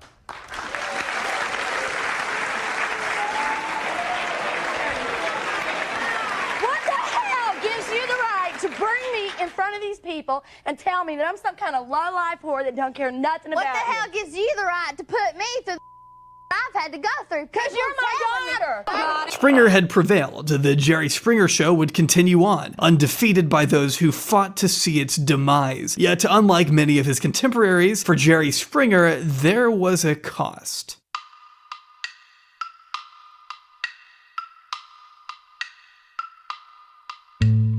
He was the king of trash TV and so much more. Jerry Springer has taken his self-titled show to places that went beyond most people's wildest imaginations. Yet for him, it was never the end game. Springer says he's only planning on doing the show for another 5 years. After that, who knows? He never intended to host a talk show. It was simply offered to him. There are millions of people that could do the job better than I do on this silly show. I mean, I have no particular talent at this at all. I mean, people that, compare me to Oprah is the silliest thing in the world. She's a real talent. I mean, that's, She's got some substance in this business. Although he had stated in the past that he didn't have any interest in returning to politics, by the 21st century, Springer was once again considering the possibility of a statewide Senate run. See, going into the 2000s, it was becoming increasingly common for celebrities of whatever persuasion to run for elected office. If Ronald Reagan's acting background seemed like a stretch for some, imagine pro wrestler Jesse Ventura being elected governor of Minnesota. Springer himself wasn't unknown to the wrestling community and probably saw this shift as his opportunity to re-enter the political sphere. He had briefly flirted with a run in 2000, but had decided to put it off a little longer given the drama engulfing his show at the time. Not unlike another TV host whose electoral prospects were promptly thwarted at the turn of the century. Wonder whatever happened to him. By 2003 though, the energy surrounding the Jerry Springer show had mellowed significantly. With the court case settled, Jerry had some time on his hands to dedicate to another pastime. And what better pastime than his old flame of politics? The upcoming 2004 election was bound to provide some options for Springer, as all seats in the House were up for grabs and gubernatorial roles were opening up all over the country. However, the post that Springer decided to set his heart on was one very close to home, the Ohio Senate seat. Bill Clinton always wanted to win Virginia. He came within 4 points one time, 2 points another time, but they always keep moving the football. And the Democrats, I think rather wisely decided, let's not spend a lot of money and time. Let's focus on Ohio and Florida, and that's why those states are deadlocked tonight. The Ohio Senate seat up for election in 2004 was held by Republican George Voinovich, another former mayor, but who had also served as governor, lieutenant governor, and as a member of the Ohio House of Representatives. In this era of bombastic personalities like George W. Bush, Voinovich was a shy, softly spoken figure, and pretty much the opposite of the sort of politician that Springer was. This seemed like a good target for someone like Jerry, who already had a higher profile than his presumptive Republican opponent, and at the end of January 2003, less than a month after his court case with the Campbells was settled, he began looking into the possibility of running. And on one hand, it wasn't hard to see how this could work out for him. Unlike his gubernatorial run in 1982, Springer would have the benefits of being a household name this time around, and although he had plenty of people who opposed him, he also had plenty of viewers who would likely turn out for their favorite daytime television host. Not to mention, the Ohio Democrats were reported to be financially struggling at the time, and Springer was willing to sink his own money into a concerted campaign. He began traveling throughout the state to gauge people's approval of him and what he stood for, with a website being launched to support his candidacy. Then, in July, Springer announced that he would be formally exploring options. He filed papers to run and aired a 30-minute infomercial with the purpose of fundraising for his campaign shortly after. The public was on the edge of their seats. Was this really happening? Was it really Jerry Springer for the United States Senate? Well, no, actually. The following month, Springer announced that he would withdraw from the race, citing the failure to set himself apart from his TV show. In spite of the fact that it wasn't drawing the same degree of media attention that it once was, it had still left a bitter taste in many people's mouths. And even some people who considered themselves casual viewers of the show felt dirty lending any political credence to the poster boy of trash TV. This wasn't helped by the fact that George Voinovich's low profile was actually pretty refreshing for a lot of Ohioans, and that he seemed to be fairly popular and successful in his role as senator. He was what many described as a moderate Republican from a time when such a thing wasn't considered so much of an oxymoron. Voinovich won the state the following year, carrying every single county in Ohio and embarrassing the Democratic Party. In a way, Voinovich represented everything a person like Jerry Springer could have been, but had rejected in the pursuit of a media career. The strange thing is that I think Springer's desire to be a media figure was meant to be a precursor to his return to politics, and that he believed that regardless of how controversial his media was, that people would eventually listen to what he was saying and give him a chance. I really can't emphasize enough, Jerry Springer took 7 months to work out that people didn't like him. A February 2003 statewide poll of him found that 71% of the Ohio public possessed an unfavorable opinion of him. 71%! And this guy still thought he had a chance for so long. That was a figure he was never going to turn around in a single election cycle, let alone multiple election cycles. Much like his attempt in 1998 to return to the news, this was yet another wake-up call that people do in fact judge you by the media you produce. And if Springer wanted to actually use his profile for good, he would have to work harder to distance himself from the show that gave him that power in the first place. Or he could just choose the second option, accept your fate.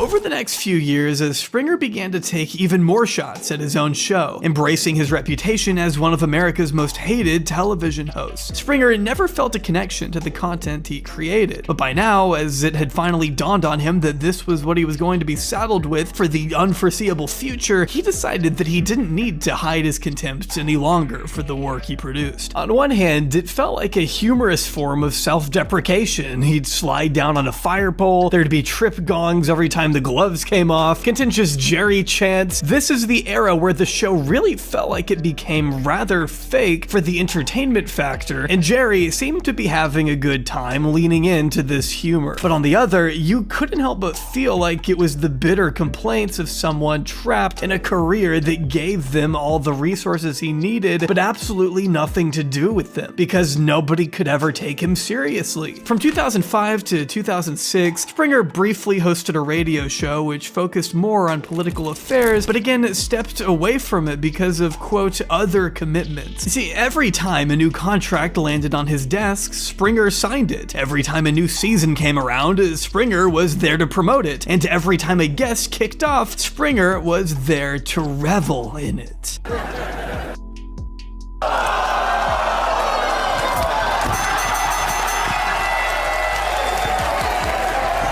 He still had his showbiz career and was never in short supply of gigs there, even picking up a couple seasons hosting America's Got Talent. In fact, as he moved into the back end of his career, he only accelerated his TV appearances, with multiple guest spots on both sides of the pond and never turning down an opportunity to flex his political chops. But number two is he has a great skill in business and in marketing. Great skill. I would disagree with him. I believe that just because you're good in business, it is a totally different skill than being a political leader. Because when you're in business, there's only one line you look at, the bottom line. Are you making a profit or are you not? You do whatever you can to make a profit. When you're dealing in political matters, in governmental matters, it's not a matter of profit. You're providing a service, and oftentimes it's not possible to put a number on it, to quantify it. You have to provide services, and you have to be able to deal with nuance. You have to be able to deal with the people. The Jerry Springer Show continued to run over the years, never really reaching the rating highs or the moral lows that it once did, but maintaining a consistent audience who, by now, had been desensitized to what was once shocking content. There was plenty worth objecting to, and still the occasional controversy, but once a cultural phenomenon like the Jerry Springer Show had been running for over a decade, there's nothing else for anyone to really say to it. In 2008, producer Richard Dominic finally left, being replaced by the wife of Steve Wilkos, who also worked in production. Despite Dominic's influence, I don't think many people would have noticed much change when he left. The problem is, lied to me, just woman after woman. What do you mean I come out with the intention that I'm going to do the right thing. I never led you on. You did. How? You did. Please explain. That's not even the point that you being a man. It's the man, point that you...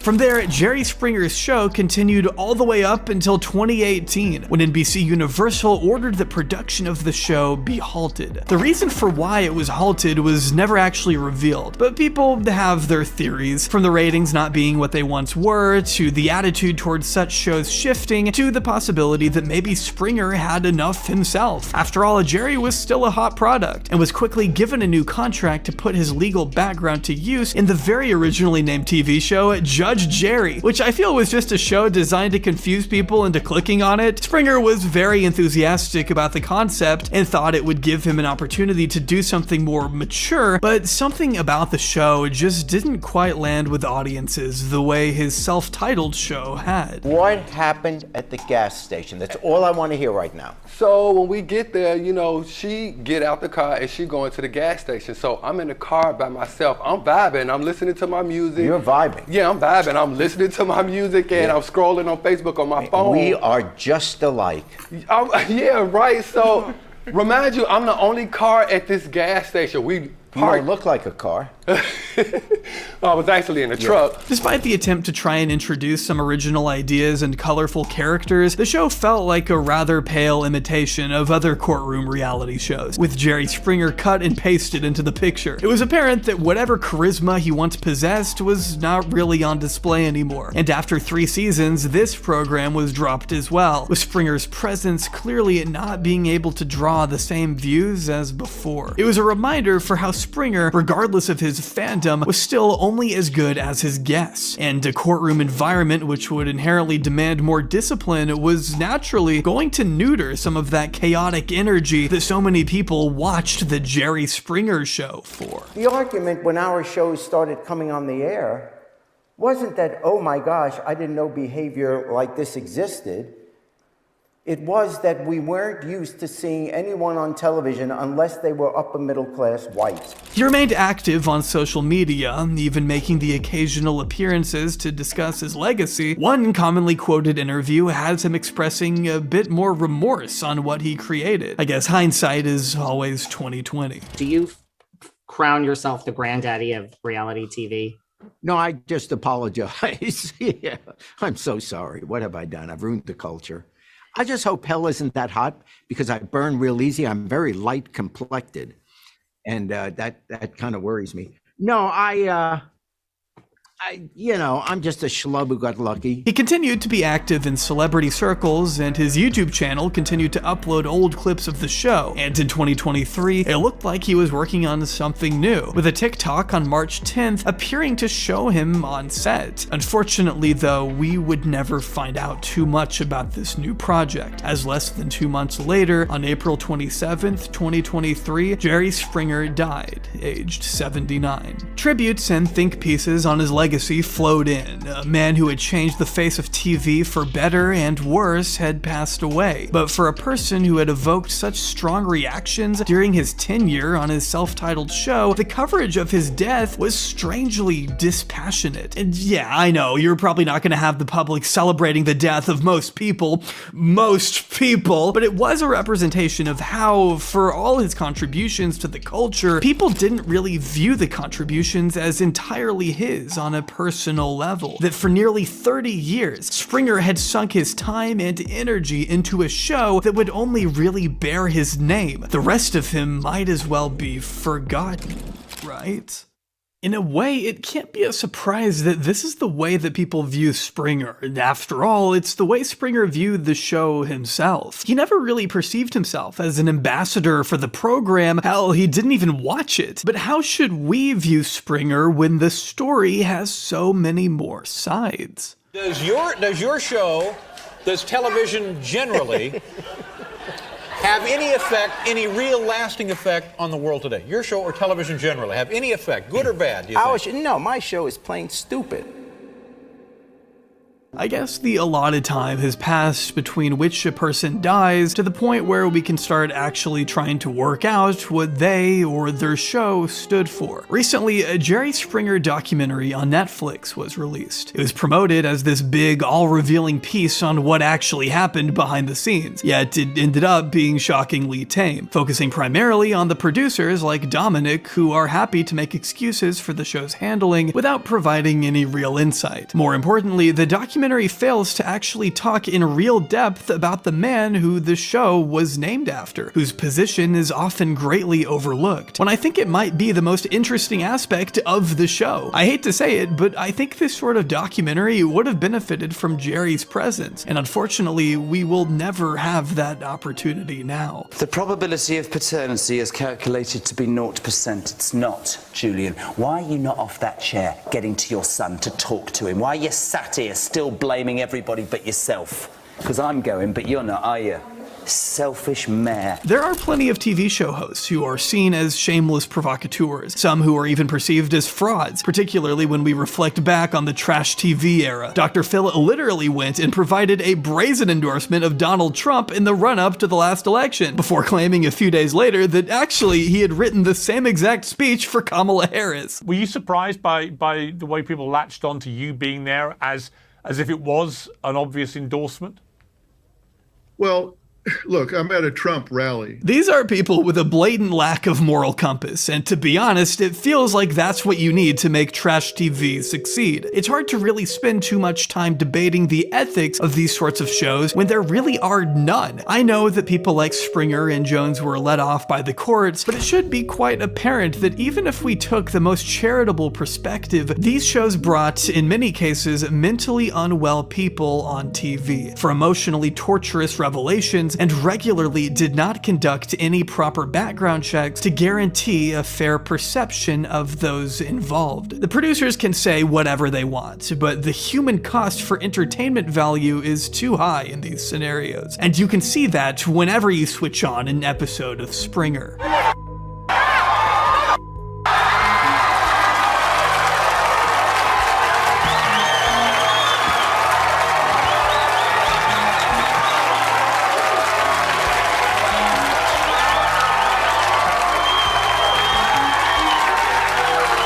Outside of all the highly problematic subjects, which in hindsight seem exploitative and in bad taste to say the least, from the parading of mental illnesses to the blatant bigotry toward marginalized groups, the simple fact is that there will never be a justification for what the Jerry Springer Show put their guests through. Regardless of what they had done or who they were, many of them were individuals who had seen a life of suffering and deprivation only to have themselves strung up in a public theater, while the producers, the executives, and Jerry himself all grew rich off that same humiliation. If government, any government, is to have any positive effect on our lives, which after all is its purpose, to make life more tolerable, then that government must bear some relationship to how we live. Jerry Springer was born into a family that had seen suffering greater than most of us could ever imagine. He was a person who, at least throughout much of his earlier life, seemed intent to give back to the people, who wanted to make a positive difference in the world. I don't think those dreams ever subsided, but they were always offset by his own ambition, his desire to immediately possess power to make the change he desired, despite the fact that change is often a slow and painful process, laced with setbacks. As much as he loved being the biggest personality in local politics, Springer simply didn't have the patience for the parts of it that weren't as fun, so he set his sights on something different.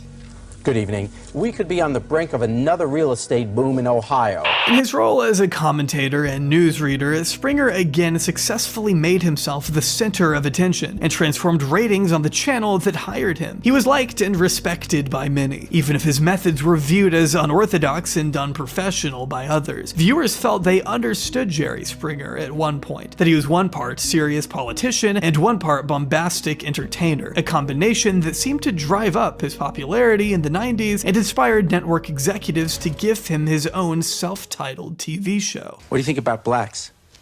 There's nothing wrong with them, but you should race mix. But you wouldn't kill them. No. Kill Jews? You just send them back to Africa. Many retrospectives these days seem to harp on the fact that the early show dealt with serious matters, and yet all the archival evidence from around that time, it tells you an entirely different story. You're not stating facts. Well, the point is, hey, you let that come out of your mouth one more time, you will have.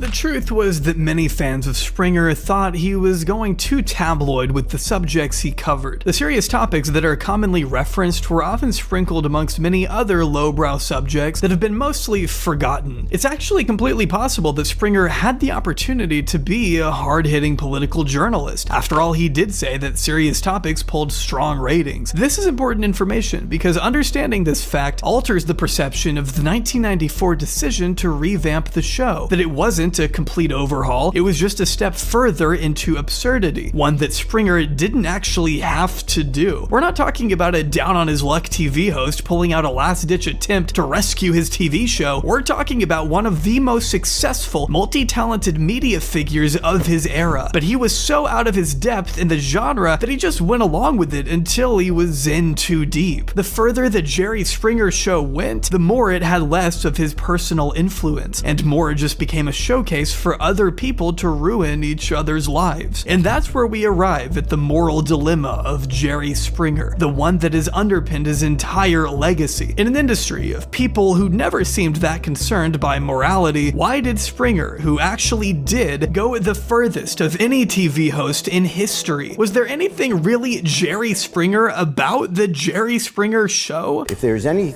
way to defend the ridiculousness of our show, the reason I defend it is because I find that most of the criticism is based on the view that if you show lower income people on television, somehow that's trash.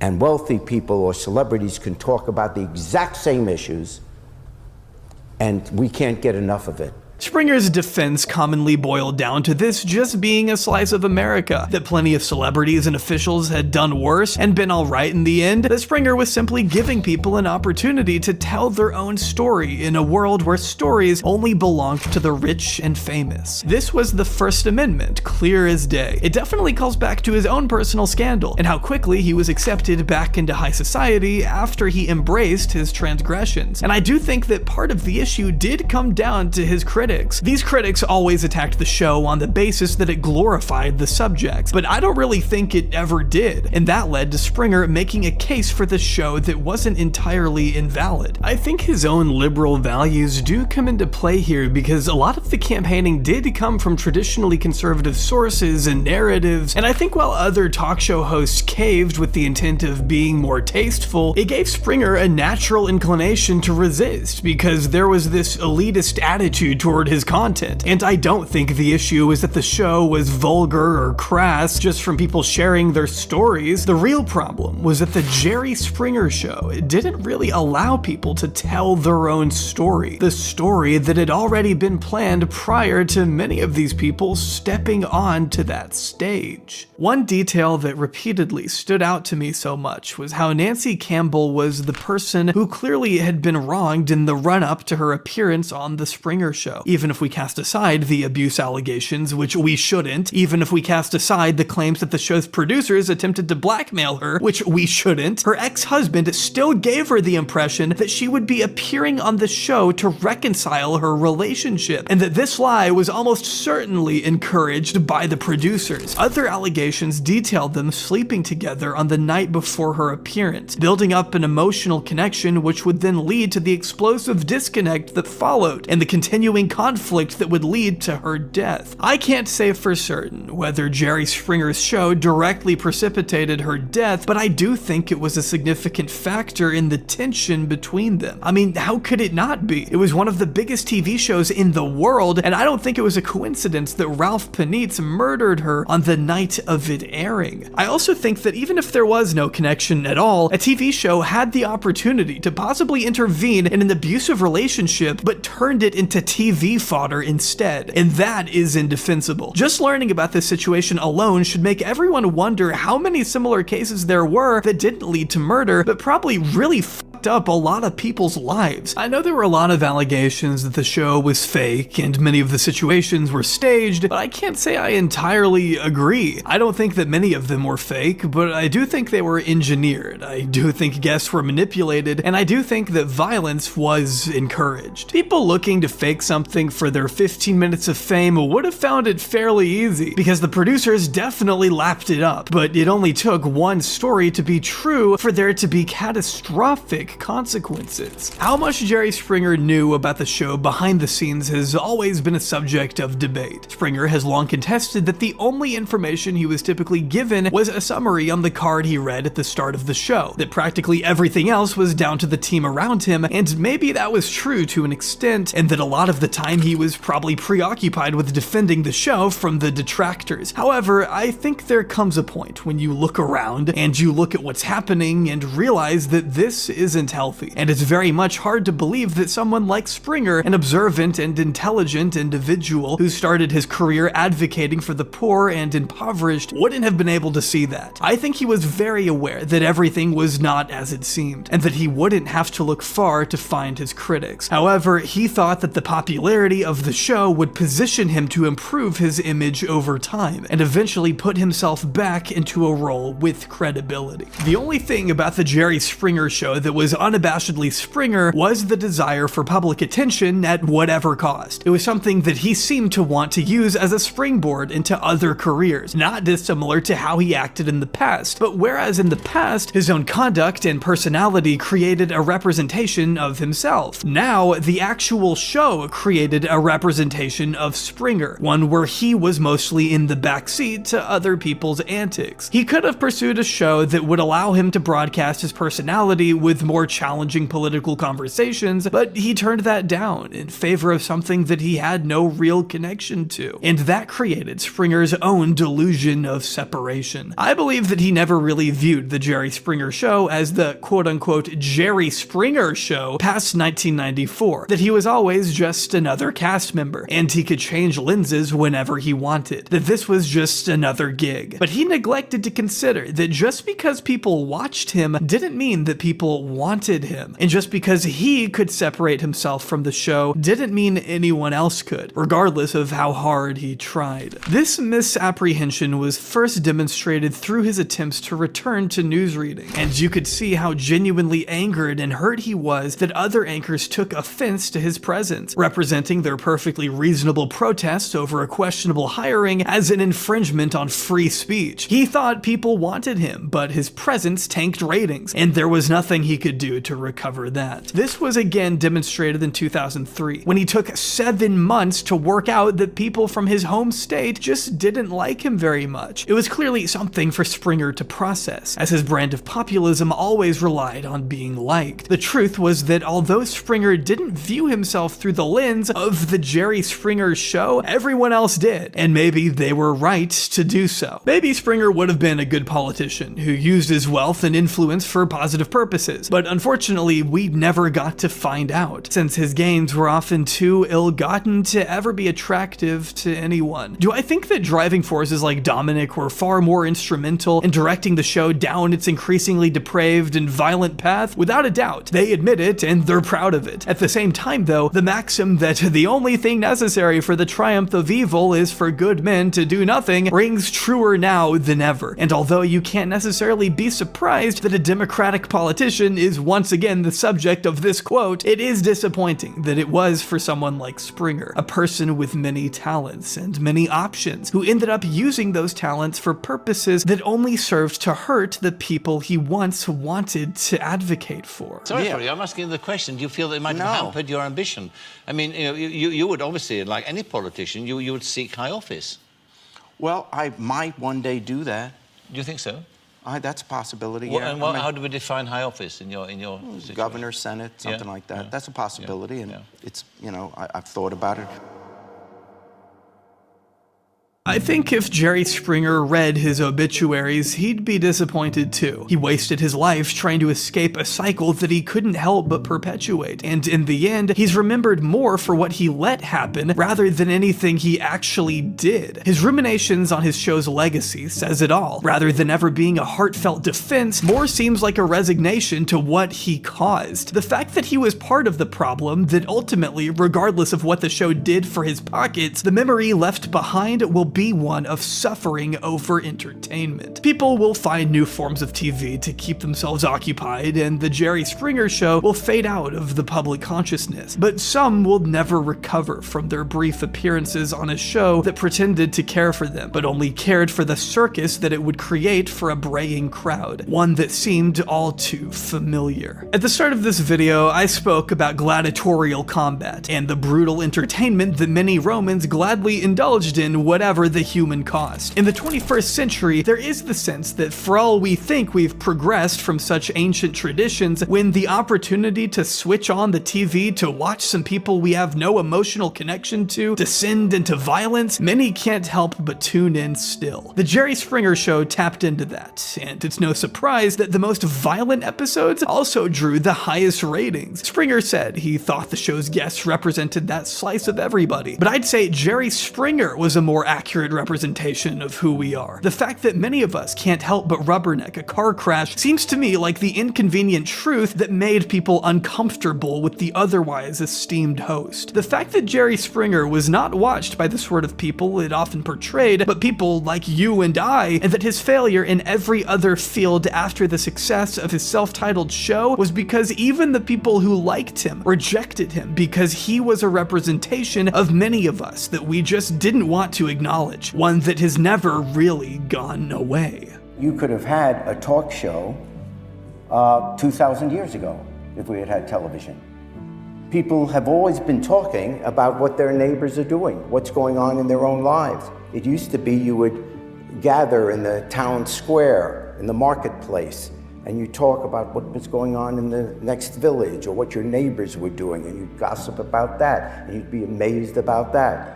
If we have television 2,000 years from now, we'll still have talk shows. Although the Jerry Springer Show eventually met its demise, we'll almost certainly experience another incarnation of this at some point. Somewhere right now, people are watching a random person break down on social media, or they're watching a brawl posted on TikTok or Instagram Reels, or they're watching a commentary video on some fallen public figure. We'll tell ourselves that these people are making the conscious choice to be a part of this, and that the consequences in the court of public opinion that follow are ones of their own making. And on that note, take care of yourself and each other. But I think that's what Jerry told himself too. His road to fame took him from mayor of Cincinnati to local news anchor to public access song stylist. Well, I'm busted flat in Baton Rouge and I'm waiting for that train, and I'm feeling nearly faded as my jeans. Bobby thumbed the diesel down while waiting for that train that took us all the way. The band could only find one key for him to sing in. Off key. And feeling good was easy, Lord, when Bobby sang the blues. Feeling good was good enough for me. Good enough for me and my Bobby McGee.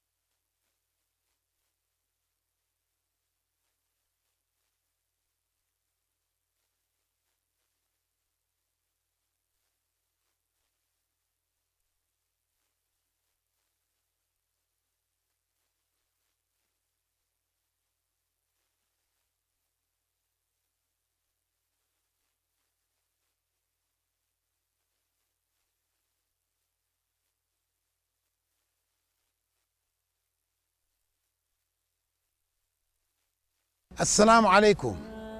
This is an urgent appeal for the people of Yemen. The suffering in Yemen right now is truly unimaginable. 79% of the population is living below the poverty line, and 65% are classified as extremely poor. The hunger levels are unprecedented, nothing like I've ever seen before. Right now, I'm urging you to support Merci Perboten, who are providing food to starving families, needy orphans, destitute widows, and the elderly in Yemen.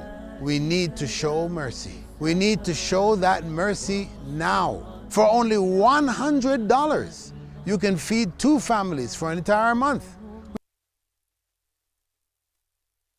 Golden for off. That was not golden for.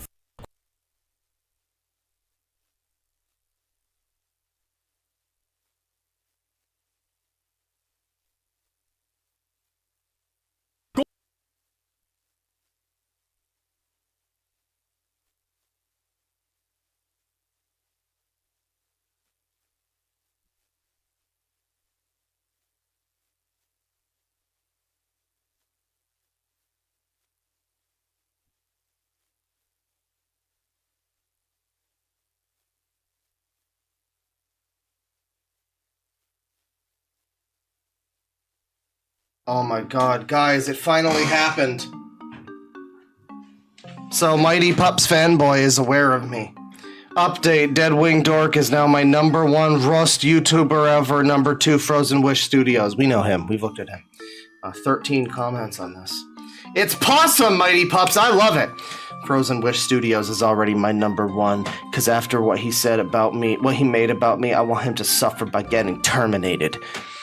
LME says, outstanding. Update, Deadwing Dork is now my #1 worst YouTuber, soyjack.jpg. Same here. 0 minutes on bald cartoon man with glasses website award. I'm watching your TBT rant, and when you said, what is my problem with Okay, I don't know what's happening anymore. You know he's not gonna care, right? Just saying. I do. My opinion on Kung Fu Panda 4, it was awful movie. Oh. Skadoosh. Well, that was from a few days ago. And, yeah, he claimed that, Mr. Mighty Pups here, he claimed that he was going to do a big, important video. Or a stream, rather. He claimed, just got out of work, I'll make the live stream at 9 p.m. MST tonight, depends on my health, because last night my allergies were acting up, and I went to bed late last night. I'll keep you posted if I have to delay the stream. And, this is what it feels like for a user force me to like a movie I hate and hate a movie I love. Reaction/rant to this video is coming up soon. And this is from Corbin Hatfield, the Nom Stories fan, established 2012.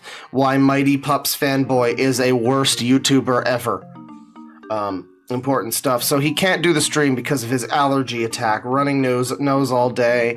Today, afraid that I'm getting sick. I'll keep you posted. Comments got turned off. Your response on this post, please. Talking about a YouTuber that does not handle other opinions. That's him talking about a little boy there. That's important. It's this guy, by the way, talking about this little child here. Just keep that in mind. This guy who, by the way, he fucks his Mighty Pups plushie, apparently. Like his little Paw Patrol plushie. He fucks the plushie. And, yeah, he's making videos about this little boy here. The king emoji, of Paw Patrol is sick, you guys. Just woke up with a really bad cough and runny nose. Don't worry, Paw Patrol crew. I'll get better soon. In the meantime, the Crow 1994 review, movie vlogs, and other videos are on hold until further notice. FERVOR. And the F is capitalized. This face is the face of legends. You can see all of the hairs in his nose. Sad news, the Chase balloon is retiring from the Macy Thanksgiving Okay, well, you know, he's on ball with the important stuff here. Yeah, he made this video a day ago claiming that he was doing this stream, but I guess his allergies got the worst of him. Hey guys, it's my Putz Fanboy here back again. I just want to give you guys a very important announcement. So apparently you guys Reminder that Mighty Pups Fanboy allegedly got some YouTuber terminated because of like false copyright strikes or something. Just a heads up about that, by the way, Mighty Pups fanboy. According to some according to some email I got, and according to the fact that his channel no longer exists anymore, this user who was complaining about Mighty Pups fanboy and talking about him, he no longer has a channel, apparently. So maybe he re-uploaded the shit, but yeah, I guess Mighty Pups got rid of his stuff. That's unfortunate right there. Going live tomorrow, you guys, on YouTube, but I just wanted you guys to know that this is not going to be like an ordinary live stream like I did in my like in my other live streams. I just want you guys to know that this is actually going to be a very important live stream, you guys, because apparently, you guys, I want to address everything of what happened to me in the past. Everything of what happened with the incident between me and the movie theater employee who got fired from.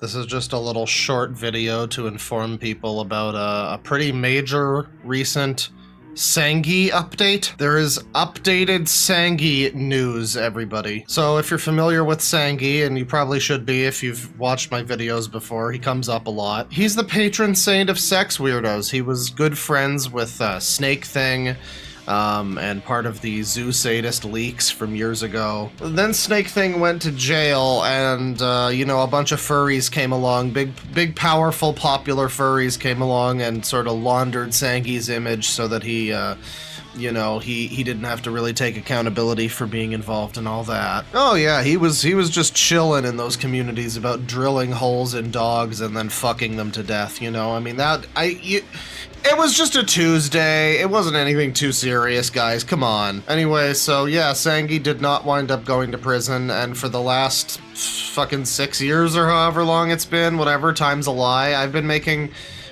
very good use of this Sangi image. Anytime I'm streaming and we come across something that is, let's call it, sexually suspicious, we whip out the Sangi. I mean, I even made a song to celebrate Sangi people. For God's sakes, there's a song. Oh, it's a Sangi. Sangi.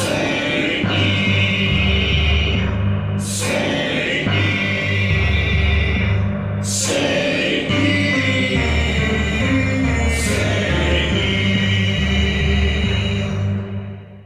And it is a festive day to be singing our Sangi song, ladies and gentlemen, because there is indeed a very heartwarming Christmas miracle that has just happened. I shouldn't say just happened. I'm getting this information from Kiwi Farms, the website where I steal most of my content from and then never credit them. I'm never doing that. But yeah, this was posted here the other night, and it made its way to my Discord server, and people were talking about it.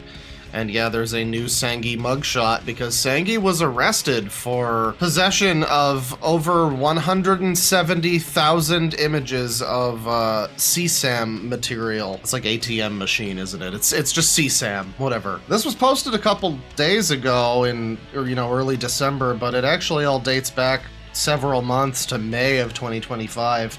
And I guess just kind of slipped through the cracks. People didn't cotton on to it when it happened. I kind of do think somebody told me about this, but I don't know. I must have been like half asleep at the end of a fucking stream or something, because I did not download that information into my brain. But yeah, as per the justice.gov website for the U.S. Department of Justice, Justice Department announces results of Operation Restore Justice. 205 child sex abuse offenders arrested in FBI-led nationwide crackdown, including 5 in the Western District of Texas. You got some big names on this fucking thing, by the way. You got Kash Patel commenting on it. You got Pam Bondi commenting on it. It is funny that as a gay furry leftist, that's his words, not mine, Sangi essentially received the fucking punishment of God from as close to Trump as possible. Lock him up, that Sangi motherfucker! We're sick of him, I hate him, it's true. Only I get to do indecent things with people under the age of consent. That's right, it's me, it's Trump. Whether or not you're a fan of Donald Trump, that is incredibly funny. In the Western District of Texas, 5 individuals were arrested and charged with federal crimes, including a bunch of other people.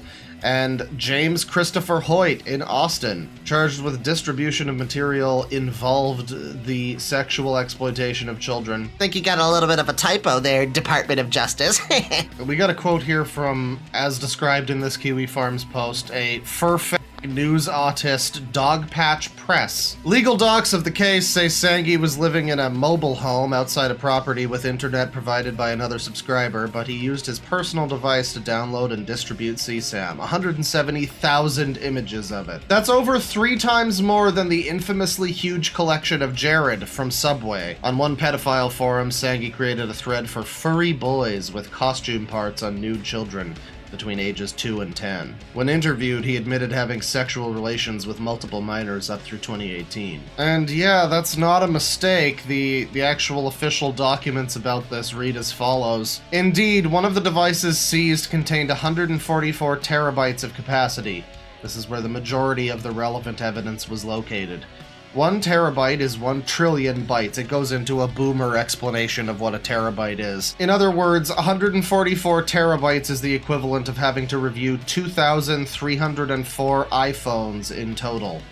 Any case that involved the review of over 2,000 phones would be considered unusual and complex. Moreover, law enforcement has submitted more than 100,000 images to the National Center for Missing and Exploited Children to determine if said images are already known to NCMEC and thus have identifiable victims. The grand jury indicted this matter on May 6, 2025. The United States has already produced 3,500